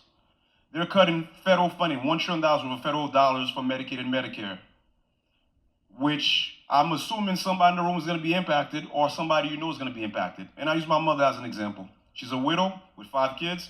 We're going to step up if she loses her health insurance, and we're going to make sure she's all right. But not everybody has that support system. And for some people, that's going to mean life or death. In the rural parts of the district, that means some hospitals may close down or have to cut their services because of the revenues that get generated from patients with Medicaid and Medicare. Not to mention they're giving tax breaks to folks making $450K or more, while not only paying high taxes already, but they're even cutting SNAP benefits, which means people got to feed their families, and they either have to get innovative, or I'm concerned that that might lead to crime because people have to feed their families if they even taking away SNAP benefits. So I'm stepping in to amplify the voices of those who've been marginalized, but also, again, to build on some of the success we've seen in the district and scale it and expand it so that we can now move the 2nd Congressional and be more in line with the 21st century economy. Thank you very much. Thank you. The first question will begin with Candidate Peters. Candidate Peters, what specific immigration policy reforms do you support, and how would you ensure they both protect public safety and uphold constitutional rights? Yeah, I mean, I take a lot of pride in sort of the solidarity work that we need in this moment. In 2019, in my first year as a state senator, I helped pass the bill that banned private detention centers.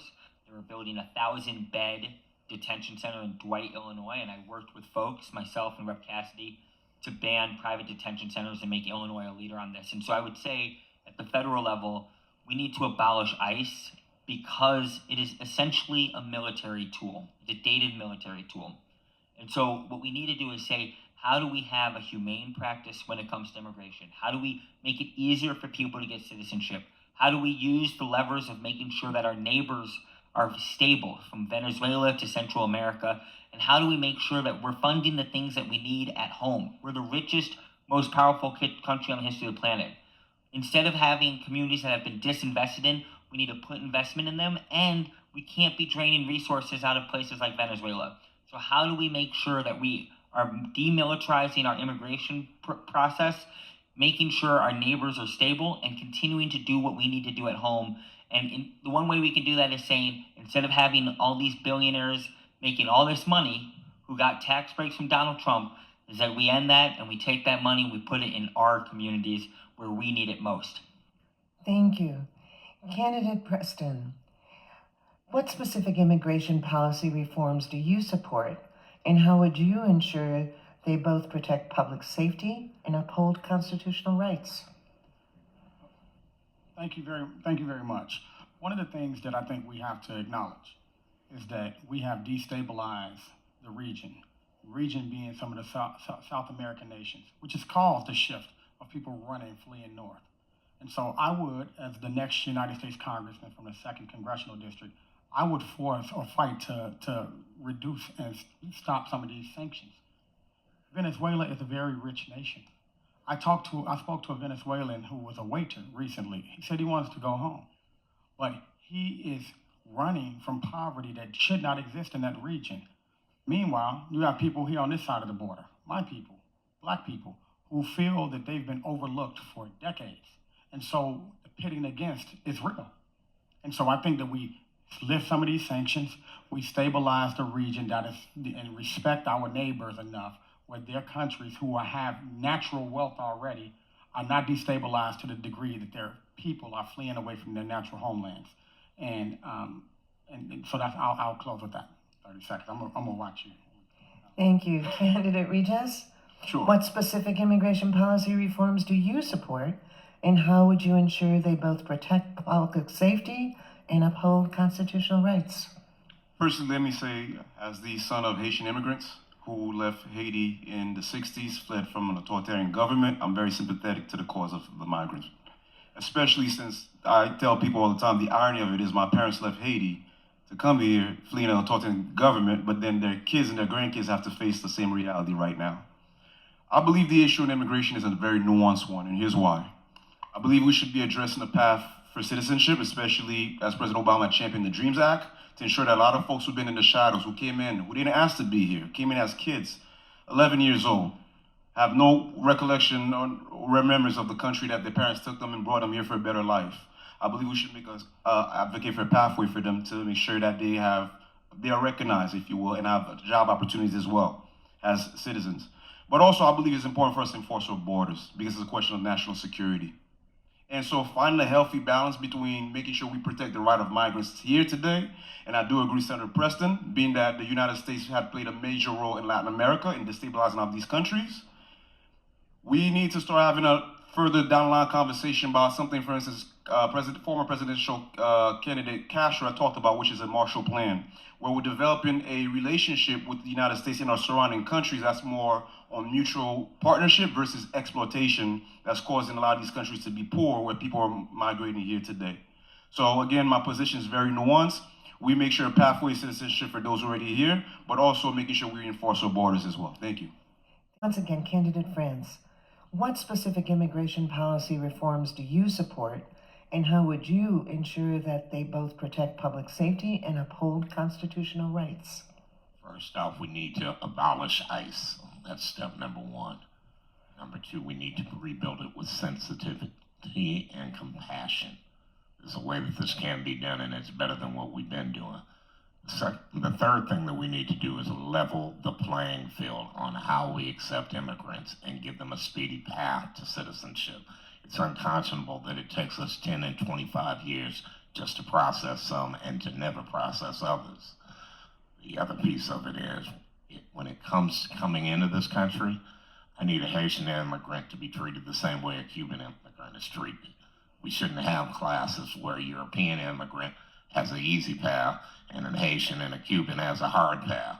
There needs to be one level set of rules, and there needs to be a standard by the DOJ and by border enforcement that we can all hold to, and some consequences when it's not. Right now, when it comes to it, there's no help for people when they're not treated fairly, and we need to make sure that that happens. So it's a total reform of the system as it exists, but we have some good things in place, like the DACA. It's okay, but we need to be speedy about it and make sure that we have kids and parents who are kept together and not separated apart, especially saying the kids didn't ask to be here. They're kids. We need to take care of them. Thank you. Thank you. The next question will begin with candidate Preston. What is your viewpoint on the balance of power between states' rights and the federal government? Thank you for that question. I don't like to go in any rooms without educating people. It's the state government that created the federal government. We need to always respect states' rights. But the truth of the matter is the federal government is the unifying body of government. I think what's important about this states' rights versus federal rights, is that we have a Supreme Court that is actually able to be nonpartisan. And I'm grateful that this Supreme Court just yesterday limited the president's powers to enact these ridiculous tariffs all throughout the world as destabilizing the world economy. Look, I ran the Illinois Food Safety Act. That is to make sure that we get rid of these terrible food additives that's causing cancer within our food supply, because in Europe, 27 countries alone don't allow it. If the federal government had have taken that role, that job through the FDA, I would have never ran that piece of legislation on a bipartisan basis. But I have a right to protect the people of Illinois with my legislative powers today. But if the federal government were to come in and trump that, I think the states would have to acknowledge and adhere to it. Because at the end of the day, regardless of who's in power, which party, we have to be a united states of America. Thank you. Candidate Regis, the same question. Sure. I mean, we fought over this years ago, but today is taking a new front. First, let's recognize the U.S. is very diverse. The Northeast, North, South, West Coast, and so on in the Midwest. And I believe it's very important for states to be able to preserve certain elements of their identity, which should be protected through their own legislation. I think that's important. However, what we're seeing that's happening also right now is the fact that the wealth inequity gap in this country is widening.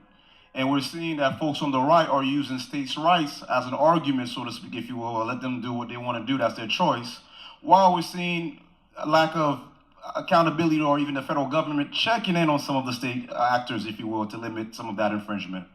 I believe at this point in the issue we're at right now, that number one, we should simply reprioritize the federal government's position on certain things, because in one end they're talking about smaller government, but they also talking about building in they just invested $500 billion in AI, which is going to be replacing a lot of jobs, and it's not being regulated. And they're saying states should have the right to do whatever they want to do with that. I think that's a problem. I think the federal government should be stepping in and regulating states if they're going to capitalize on that and causing people to lose their jobs. I believe also the federal government should be playing the job that it was doing, especially after Lincoln. Well, not Lincoln. Yes, sorry. After we had we went a whole war over this situation, state right and Confederate right. I'll have more to say after that, but thank you for I use my time. Thank you, candidate Franz. Can you What repeat? is your? Do you need the question repeated? Yes, please. What is your viewpoint on the balance of power between states' rights and federal governance? I think the states need their rights unless the federal government is going to fully fund states in areas like education and housing and job creation, which they do not do. States deserve their rights to control their own futures. We depend on the federal government to do things that have a more international piece, and that's important. But you cannot come in my backyard and tell us what to do unless you're coming with a check. And as we've seen in the past, they've not shown up with the check. Every year we know we've got an education problem and funding schools fully. And every year we're short on the money, and I don't see it coming from the federal government. We have to make those sacrifices and make those choices. So we don't need the federal government telling us how to do it until they come with a check. Thank you. And Candidate Peters.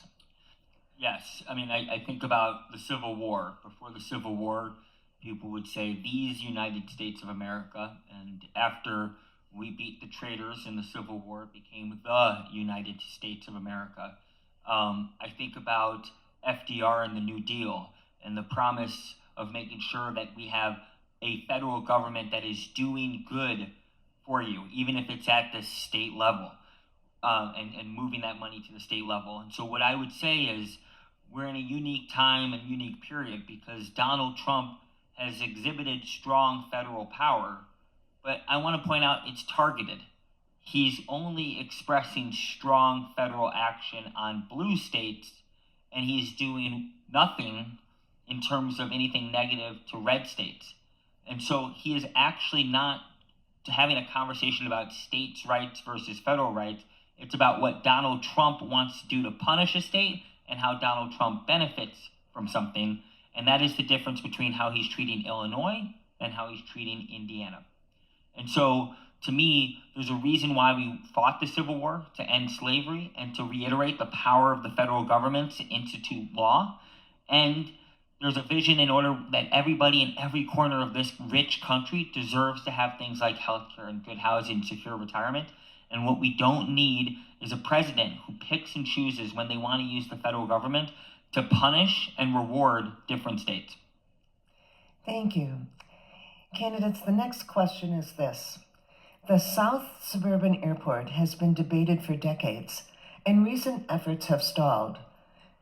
Do you support or oppose this proposed third airport?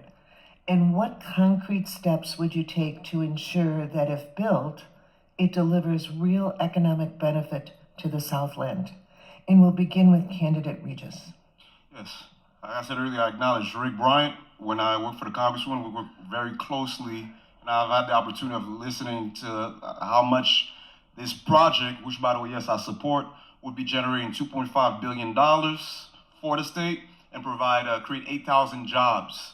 By the way, especially in the south suburbs, people that's been disinvested if we gonna keep it 100%. This would be an economic engine for the area, number one, which number two would tip the scale a little bit, where, again, we've seen the difference between the north side and the south side, lack of investment. I think the airport is something that we need. But in terms of concrete steps, how do we do it? We do know that right now the governor is the one that gets to decide what to do with that land. So it's about working with the governor to making sure that we bring that conversation back at the forefront of the conversation. But I'm very much in support of the South Suburban Airport. Again, it'll be creating 8,000 jobs, and it'll be generating $2.5 billion for the state. Oh, I got 30 seconds, so I got more to say about this. Thank you. Look, that airport is an opportunity to level the playing field, okay? We've seen a lot of the investment because we live in a segregated state.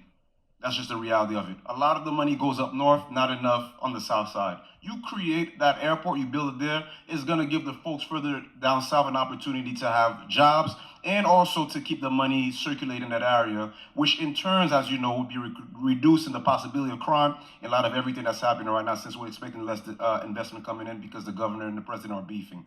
Thank you. Candidate France, do you support the proposed third airport, and what steps would you take to ensure that if built, it delivers real economic benefit to the Southland? I supported the third airport 30 years ago when they first started talking about it, but not the airport they wanted to build. Do your research. The Abraham Lincoln Airport, as it was to be called, was going to be a private airport for private planes to land in and out of, which does nothing for the economy. I don't have a private plane. I don't know about any of you, so it wouldn't do much for me. The airport that needs to be there is an international cargo and passenger arena. Just what's been done in South Bend, Indiana, just what they're starting to talk about doing in Gary, Indiana. While we've been talking about it, other people have been doing it right around us, taking away the opportunity.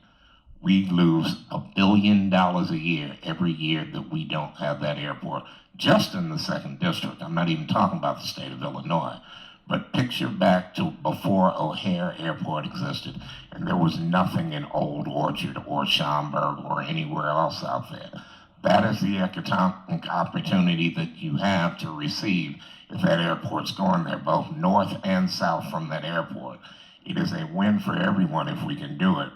But while we've been sitting waiting, if you go to South Bend, Indiana tomorrow, you'll see a train that goes right into that terminal of that airport where that international cargo and passenger arena is, and the other end drops you off at Michigan and Randolph. The window is closing. We don't have another 30 years to talk about it. We need to get the cargo companies to the table who can pay for it. Thank you. Candidate Peters. Yes, I support the airport, but I want to emphasize something. We often talk about this airport like it's going to be a passenger airport with large, United and American Airlines. It's not. The airport, as it's evolved, has evolved with the surrounding economy. It's going to be something that would be driven by cargo. Right now, companies like Amazon or FedEx, they go to Rockford generally, and then they truck it down. They take a truck down. This would essentially cut that down and say all the economic development in that area, this airport would serve that. And then it would be often having a, sort of smaller passenger airlines that go to very limited locations. And I think the problem is that we talk about this airport like it will be United and American, and it won't. The people who talk about that are not understanding the actual economics of what's going on in this moment. This airport is designed to undercut the economy in Rockford, undercut the economy in Gary, and be used to move your packages from the warehouse to your home. So, Thank you. Candidate Preston? Can you repeat the question? Yes. Do you support or oppose this proposed third airport? And what concrete steps would you take to ensure that if built, it delivers real economic benefit to the Southland? I'm sorry, I actually repeat the question because I thought I was 11 years old again. Because I've heard this since I was 11 years old. I support rebuilding Harvey. I support building a trade school so that the next generation of carpenters, plumbers, electricians are able to actually build whatever we build because they have the proper training to do so. I support building Ford Heights up, Dixmoor from up underneath that town, Riverdale, because the pipes are bursting every other week. We have to get to a place where people are sitting on stages like this and have the honor to serve like I'm serving in the state senate right now. But people are being honest to you about what is feasible. So no, I want to focus right now on building the infrastructure of the towns like Harvey, Illinois, Dalton, Illinois, and that's where I'm going to focus at. I'm not going to tell you what you want to hear. I'm going to tell you what I'm going to do because I'm going to do it if you elect me to Congress. Thank you. Thank you. Candidate France, this question will begin with you. With the federal attack on DEI, can you be effective to ensure that marginalized people and their businesses can continue to thrive? First off, I think everything that's been taken away needs to be restored and then doubled because it was insignificant before they took it away. Black women, especially in America, are under attack right now. They're getting the double whammy from it. The bottom line is we need to expand protections in fair workplaces for all, not just some who are rich and who control the jobs.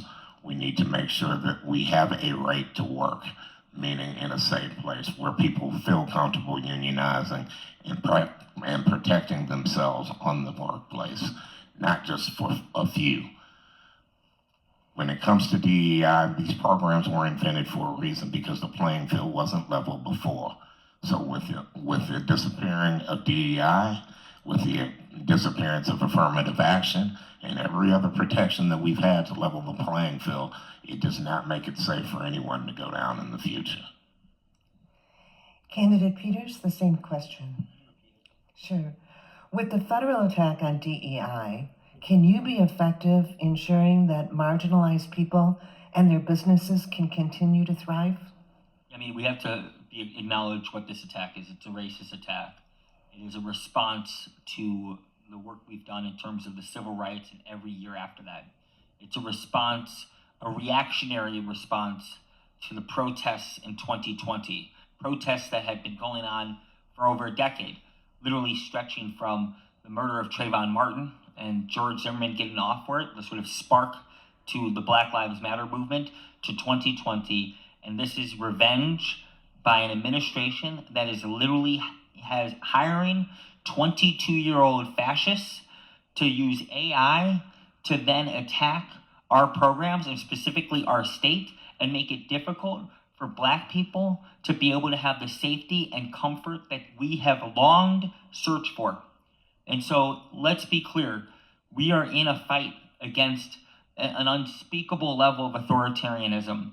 And so it's going to require us to organize and fight back against it. We'll keep challenging. I mean, at the state level, that's what we do. But what we do know is like we're being under attack by this administration because they are upset about what we were able to organize year after year. And we're back into the same fights we had during the civil rights movement. So it's going to require us to fight back against this movement. And I will do everything I can to fight back against this white supremacist movement. Thank you. Candidate Preston. I've been a fighter my entire life. I was an activist with Laquan McDonald. I got off the ground. We fought back. They told us it was impossible. This was Rahm Emanuel. You can't beat him. He's no longer the president, no longer the mayor of the city of Chicago. Same thing with this then superintendent of police. Same thing with the Cook County State's attorney. I bring this up this way because in order for us to push back on DEI, we're not gonna just have to send another congressman. We have to send a fighter, and I'm gonna do that. And I'm proving what I can do as a fighter already as a state senator. When I get to Congress, I'm gonna join the DEI caucus to make sure that this is a priority of the 2nd Congressional District. I'm going to help start the SNAP caucus because I know what it's like to live off food stamps. My mother used to send me to the corner store with a book of stamps when they had books of stamps. And so I will say to push back, not against you, but on the notion that minority businesses are thriving. They're not. They're not thriving. And they're not thriving because we haven't prioritized their thriving. I'm going to prioritize that as the next congressperson to make sure that our federal government is being equitable in terms of who they contract with. I confronted McCormick Place in a committee hearing as a state senator and asked them, how much money business do you do, McCormick Place, with African-American companies? They said 5. I said, 5 what? They said $5,000. I said, don't ever come back to Springfield until that number is changed. And I'm in. Candidate Regis. The short answer is I'm very in full support of reinstating DEI. But we need to also have an honest conversation. DEI was also supposed to protect Black women. And they were not the ones who got the good share when we were talking about equitable distribution for that group. We need to have an honest conversation about it. So if we're gonna reinstate DEI, we also need to have a conversation about how those opportunities are being distributed equitably to benefit everybody, not just a subgroup. Regarding the minority businesses, look, as far as I've noticed in the last budget, Congress has actually been supportive of funding initiative to making sure that the money was coming to minority-owned businesses. Okay, bipartisan, by the way, bipartisan. What the president is doing is this. He decided, okay, so you guys agreed to support a budget to fund minority businesses, right? Even though he proposed a major cut.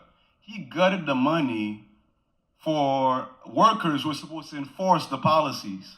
So even though the money was there, it's there, bipartisan. They actually pushed back against the president, Democrat and Republican. What he did was he kept from people to work to enforce and making sure the money's coming in. Same thing with SBA. There was money that was passed in the SBA, which helps which provide additional support to minority-owned businesses, right? Like the Women's Center and so on, or SBA SCORE. What did he do? He's trying to gut money from employing people to making sure that the money goes through. That's how, in my opinion, we need to approach this, putting some level of accountability on the president and slowing that down. I'm sorry, candidate, your time is up. Our next question will begin with candidate Peters. There has been discussion of social media bans for children across many nations. Do you suppose something similar could be done in the United States? You know, I'll be honest with you, I go back and forth with this because social media has been just so toxic. It has become a disgusting environment. And the way I would prefer is that we actually just hold the tech companies accountable instead of always going at the consumer of it. You know, right now, if you think about it, Mark Zuckerberg is in Hawaii building basically an entire island with a compound, and he's doing it profiting off of pushing terribly alienating and isolating information onto people, and he's essentially content farming himself billions of dollars for his own private island. The other person who owns a large social media platform is Elon Musk, who owns X, and in his Tesla board meeting, he created incentives that would allow him to become a trillionaire. You know, when we think about Google and its expansion in terms of how it treats AI and its push to basically prevent regulations around its behavior, to me, we do need to make sure we have social media that's working for all of us. It's our one place on the internet to have a town center, a town square, to have a dialogue. But one way for us to truly ensure that is to make sure the billionaire CEOs don't profit off of causing so much chaos and pain, particularly when it comes to young people and it comes to us. Remember, January 6th was organized online. So, thank you. Thank you. Candidate Preston.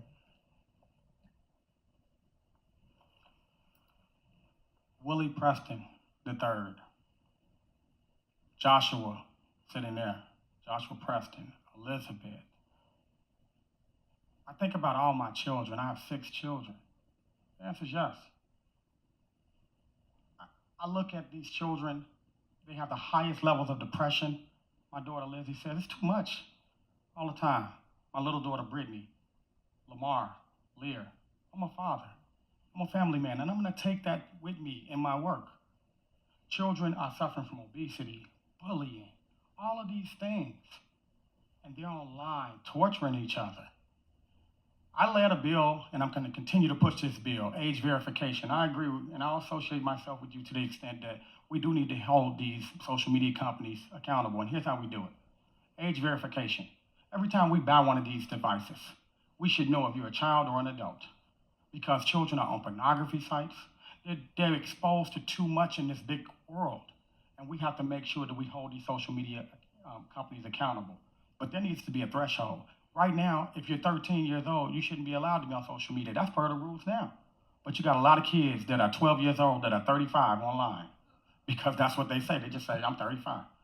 And so we have to stop this. If you're 13, you shouldn't be allowed to be on social media in America. And you see other children thriving across the world where these countries have banned it. We have to think big, and we have to do what's right for the children. Candidate Regis? Would you please repeat the question? Sure. There has been discussion of social media bans for children across many nations. Do you support something similar in the United States?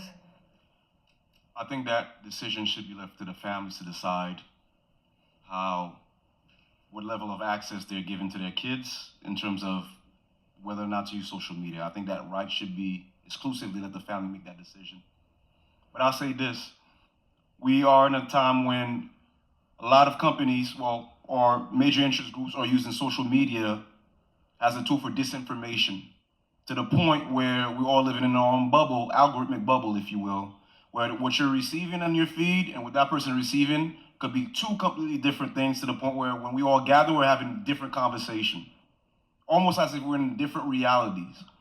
I believe we should be regulating the companies and making sure that we put oversight and ensure that the information that's being circulated in social media is actually, if you will, accurate, number 1. And yes, number 2, we should put an age limit, parental consent, kind of like how we do with Netflix, in making sure what type of information that they have access to when they start using social media. So I believe there's a balance, because I'm careful about not infringing in families' rights on how they want to raise their kids and what type of liberties and how they want to go about things. I'm very careful about that. But I believe if we want to hold somebody accountable and regulate, it should be the social media companies, making sure they stop spreading disinformation, number 1. And number 2, we're ensuring that there is parental consent for kids of a certain age group, if you will. Thank you. Thank you. Candidate France. You can't ask the fox to watch the hen house. parents have to be involved in this. So I have a unique perspective because I'm the father of children who were the first kids to grow up in the age of social media as teenagers. So my practical experience says my wife and I had to be involved and set certain parental controls because the federal government had not done so like they did with the advent of radio and TV 100 years ago. We need such an authority, such as an FCC, that sets standards and practices that holds the corporations accountable, but that does not stop the parents from being accountable. They also need to play a part in it and use good common sense. We've got to put the standards, though, through and the standards and practices via the federal government and create such an agency that's fair and does not allow Mark Zuckerberg or anybody else to decide what our kids can and cannot see or how often they see it. These things have to be put in place if that medium is going to thrive, because guess what? It's going to grow. We're going to be a victim of it one way or the other anyway. So if we don't start setting standards and practices, we are in trouble. Thank you. Candidates, the next question is, please elaborate on your experience managing a staff and providing constituent services. How do you prioritize to make sure all citizens are heard and addressed? Candidate Preston, we'll begin with you.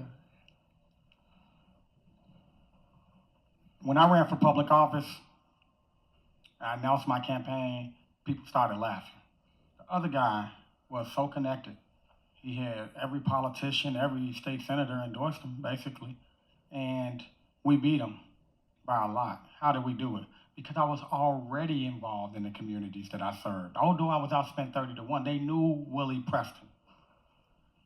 When I got elected, I compelled my staff to make sure that you don't stay in the office, you stay in the community. And so you will see in the 16th district, my staff, you will have an intimate relationship with them, and we will host regular quarterly town halls and everything in between to respond to issues that come up. I pride myself on having the best constituent services inside of the state of Illinois. I'm going to continue that if elected at the federal level, because the truth of the matter is my focus has always been and always will be on the people that actually live and thrive inside of my district that I serve. I'm going to keep that focus going. I appreciate Congresswoman Kelly's office because she does a pretty good job at constituent services. I want to make sure that we keep that and actually thrive and grow it. So I'm expecting some of you in the 2nd Congressional District because volunteers make my constituent services the best in the state. It's not just my staff. We don't have enough staff. But if I'm elected to Congress, I'm going to expect you all to help us deliver the best constituent services that this state has to offer. Thank you. Thank you. Candidate Regis. I do want to thank Senator Preston for acknowledging the quality of service that Congresswoman Kelly provides as somebody who's worked in that office as district representative, providing constituent services, and also as a grant specialist whose job was to make sure I track the federal dollars and making sure that nonprofit organizations and local government were applying for them. To answer your question, number one, I've also overseen a group of professionals of different ages, as somebody who founded a mentorship program that works at-risk youth. These are people of different walks of life, different backgrounds, different perspectives, and it was important for us to have them in the room to work and mentor the future, and we wanted to teach them that different does not equal deficient.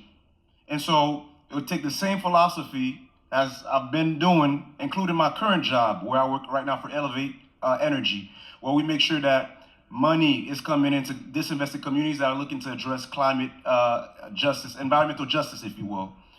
It's simple in terms of. Sorry. Thank you. You still? Yes. Okay.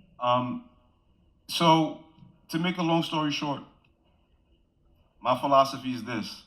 At the end of the day, as a representative, our job is to serve people no matter what their political ideology is. They're taxpayers. So we continue the tradition, as we just mentioned earlier, about providing good constituent services, okay? Making sure that it's an open door policy, like we've always done, and making sure that the veterans get their support when they come in for VA stuff. the folks who are looking for their passports because they got an emergency trip where they got to go somewhere, maybe a funeral and so on, or support a family member's graduation somewhere. Just continuing that stellar service that already exists in the 2nd Congressional. No, Thank you. thank you. Thank you. You do very well not taking a breath to let me stop you. Great lung control. You must work out. Thank you. We want to welcome candidate Miller, who's joined us. And candidate Miller, we're going to have you answer next. Could you please elaborate on your experience managing a staff and providing constituent services? How do you prioritize to make sure all citizens are heard and addressed? Candidate Miller, you have up to a minute and a half. Thank you. I apologize for being late. We got our wires crossed. We thought this started at 2, and I was the keynote speaker at a large event that was just now. But yes, constituent services is something that's been the backbone of my campaign. Actually, I have 2 programs going on right now where constituents are out. We're doing a CPR training right this minute, my staff on the other side, and then we're also doing veteran constituent services in my office. So I have prioritized making sure that constituents' needs are addressed. Everything I know from a campaign standpoint and a transparency standpoint, I make sure that my community knows. I send out a letter, goes out a community e-blast that goes out to 10,000 people. I've built that list up over time. I also have my staff reach out to constituents and the mayors. I have a mayor's call every month, a 30-minute mayor's call where the mayors I'm talking to. So I would carry those same issues on with me as I become the congresswoman. And this district is very large, so we would need to have at least 3 different constituency-based offices where we cover multiple areas so that we're making sure everybody is represented based off of the area they live in. And then I have an open door policy. Anyone can come to my office to talk about anything they like. Anyone can come and send us a letter about anything, and we address those. I have an excellent staff, which I'm very proud of, and many of you probably have even been in touch with them in some way. I know the League of Women Voters has. And I pride myself on that, and I will continue to do that in my current role, in my next role as commissioner. Thank you. Candidate France. First off, I understand you have to listen before you can lead. We should stay in the community at all times. And I would have a staff that did such, whether I was there or not. My staff should always be there and available to work with whomever, whenever, to make sure that the constituent services are delivered in a timely manner and things are escalated accordingly. As Donna Miller just said, yes, this is a very large district, 4,500 square miles from 43rd Street to Danville. We will definitely need multiple offices, but what we definitely have to understand is everybody doesn't have the same problems at 43rd Street that they do in Danville. But the one common problem that we all do have is economic development and job creation. Those things need to be given paramount attention so that we can affect a change in those areas. I think the day-to-day things that we've heard about in terms of getting passports processed and other pieces, I don't think that's our major concern. Our major concern is how we can live better lives at home and what we can do as a staff to deliver such services and such needs and protect the people of the 2nd District. That's the paramount piece of work that needs to be done. Thank you. Candidate Regis. I'm sorry. Please proceed. Okay. I'll just say this. I very much value and know how important staff is. My legislative aide has been with me since the very beginning of my career, and I'm very proud that last year she got awarded for being one of the best staffers in Springfield because she does amazing work. I've been able to pass 120 pieces of legislation, and my legislative aide is there every second. We literally have a whiteboard that goes through all the policies I'm proposing, and she tracks it and makes sure she's on top of the meeting. She's amazing. My chief of staff and deputy chief of staff are unbelievable at what they do. And I always say, anytime something goes on in the office, it is my responsibility. I have to own it first before I can even think about my staff and what they're doing. If something doesn't go right, the first thing I have to ask myself is, what was my role in that? I have amazing staff. I want them to know that they should, A, be able to take risks without getting punished, that they should grow and learn, and they should be able to move out of the role into something better for themselves. And I'll just say this, my district stretches from downtown Chicago all the way down to the southeast side, with Hyde Park in between. If someone calls from East St. Louis to my Senate district, we make sure to talk to them and we'll redirect them to their senator. We take any call from any place. Even as a member of Congress, I know that sometimes people can't even get to their own congressperson. They should know that my staff and my office is so open and helpful that they can call us and we can help them and we can be leaders in the state when it comes to constituent services. Thank you. Thank you. We have so many other questions, but I'm afraid our time is coming to the close. So I hope those who didn't get their questions answered will ask them personally of the candidates at the end of the forum. So now I'd like to begin closing statements. And I would just like to let you know that I'd like to allow you 1.5 minutes for your closing statement so that you can address perhaps something that we didn't get a chance to ask. So 1.5 minutes to our timers, and we'll begin closing statements with candidate Regis. Again, thank you for giving us the opportunity to share a platform with you today. My name is Adele Regis, and you can find more information about us on Regis for Congress.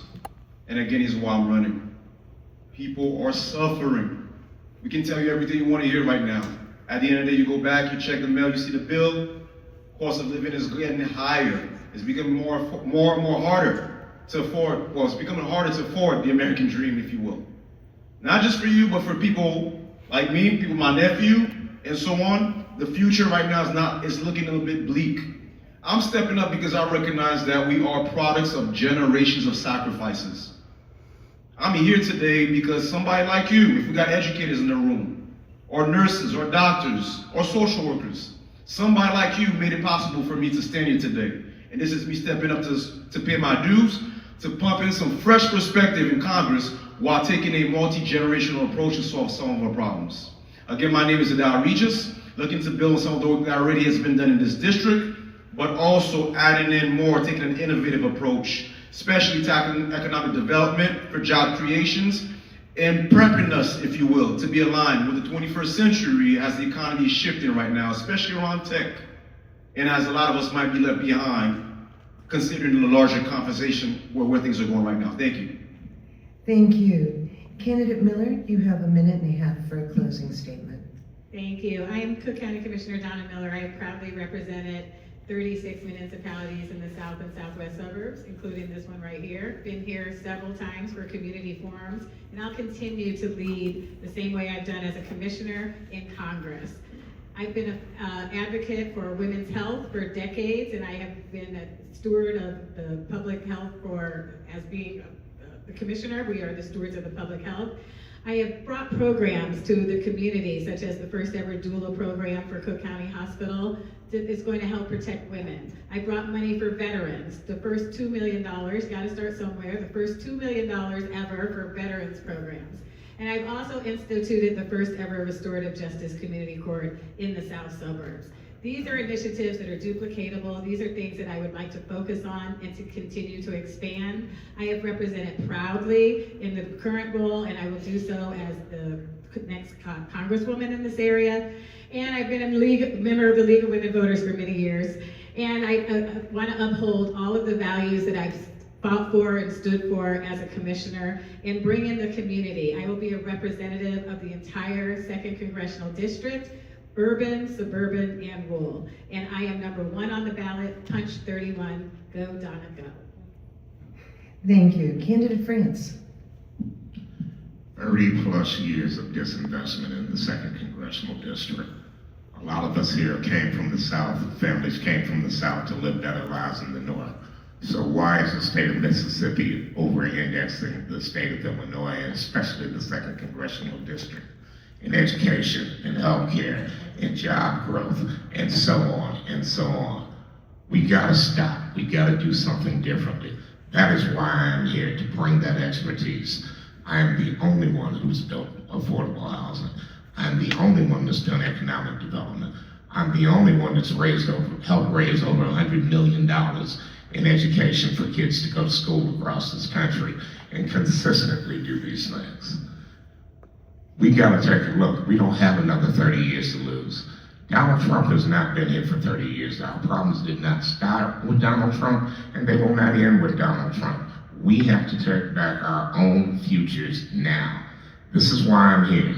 so that we can put things back on the right path and put the professionals who know how to do these things in place. Clearly what we've been doing in the past hasn't been working. That's why we're here. So I ask you to go to www.franceforcongress.com. Check out my full platform. I know there's only so much we can get out in a forum like this. I am number 2 on the ballot, so please punch number 2 or 32 in Cook County, as it may be. Thank you very much. Thank you. And Candidate Peters. Yes, thank you so much for having me here. You know, we're in the midst of a crisis, and we need people who are going to be able to fight back against that crisis. You know, I've been a state senator since 2019, been able to pass 120 pieces of legislation. I helped organize with a coalition to end cash bail, and carried the bill that ended cash bail, defended it from right-wing attacks, and made Illinois the first and only state that said that you can't be locked up simply because you're poor. I've worked with Governor Pritzker on the Illinois Healthcare Protection Act, taking on the insurance industry to make sure that when someone is seeking a treatment, they get the treatment their doctor recommends, not the insurance industry. We are in huge fights. I've been able to move $250 million to violence prevention, hundreds of millions of dollars are taken at hospitals. In this moment, we need people with a vision about how we can deliver in the richest, most powerful country in the history of the planet. I'm proud to be endorsed by Bernie Sanders, Tony Preckwinkle, National Nurses United, and so many other folks who are doing this work every day. And I ask for your guys' support. Please visit my website at www.robertpetersforcongress.com. Thank you. Thank you. And Candidate Preston, your minute and a half closing statement. I'm State Senator Willie Preston. I offer a fresh start from all of this. A question was asked today about an airport. Same question was asked in 1996 when I was 11 years old. I ran for public office, not because I wanted to be a state senator. I was an activist and a family man working hard. I ran for state senate because I realized that if I did not step into this role, then it would continue to go the same way it's been going my entire life. I offer a fresh start. I'm going to fight to build a level 2 trauma hospital. That's going to happen if I'm elected Congress. I'm going to build maternal health centers. I'm going to build a trade school. I've built a number of things already in my short time as a state senator. But I'm going to tell you something. It's not going to change if Keith Boa from California has his way, or Ari Ackerman from New York has his way, or Diane Cohen from Florida has their way. These are Donald Trump donors and Donna Miller donors. They keep this system rigged. And if we don't stop it,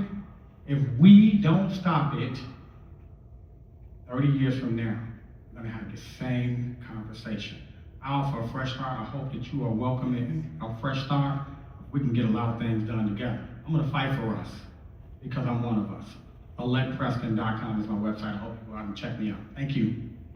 Thank you. Please join me in thanking the candidates for being here today. On behalf of the League of Women Voters of Illinois and Homewood Flossmoor, we would like to thank our partner, the Chicago Southland Chamber of Commerce, for co-sponsoring this event. We'd also like to thank Moraine Valley Community College for opening up this wonderful space and their help with setup. Lastly, we'd like to give a shout out to all our volunteers who made the event possible. Our democracy thrives when all of us are engaged. Attending or watching a candidate forum is a great way for you to empower yourself to make an informed decision on Election Day. We encourage you to check out the League's nonpartisan online voter guide, Vote 411, and for more information on this race, as well as on all the other candidates and possible referendums that will be on your ballot. So have a good rest of your day. Thank you.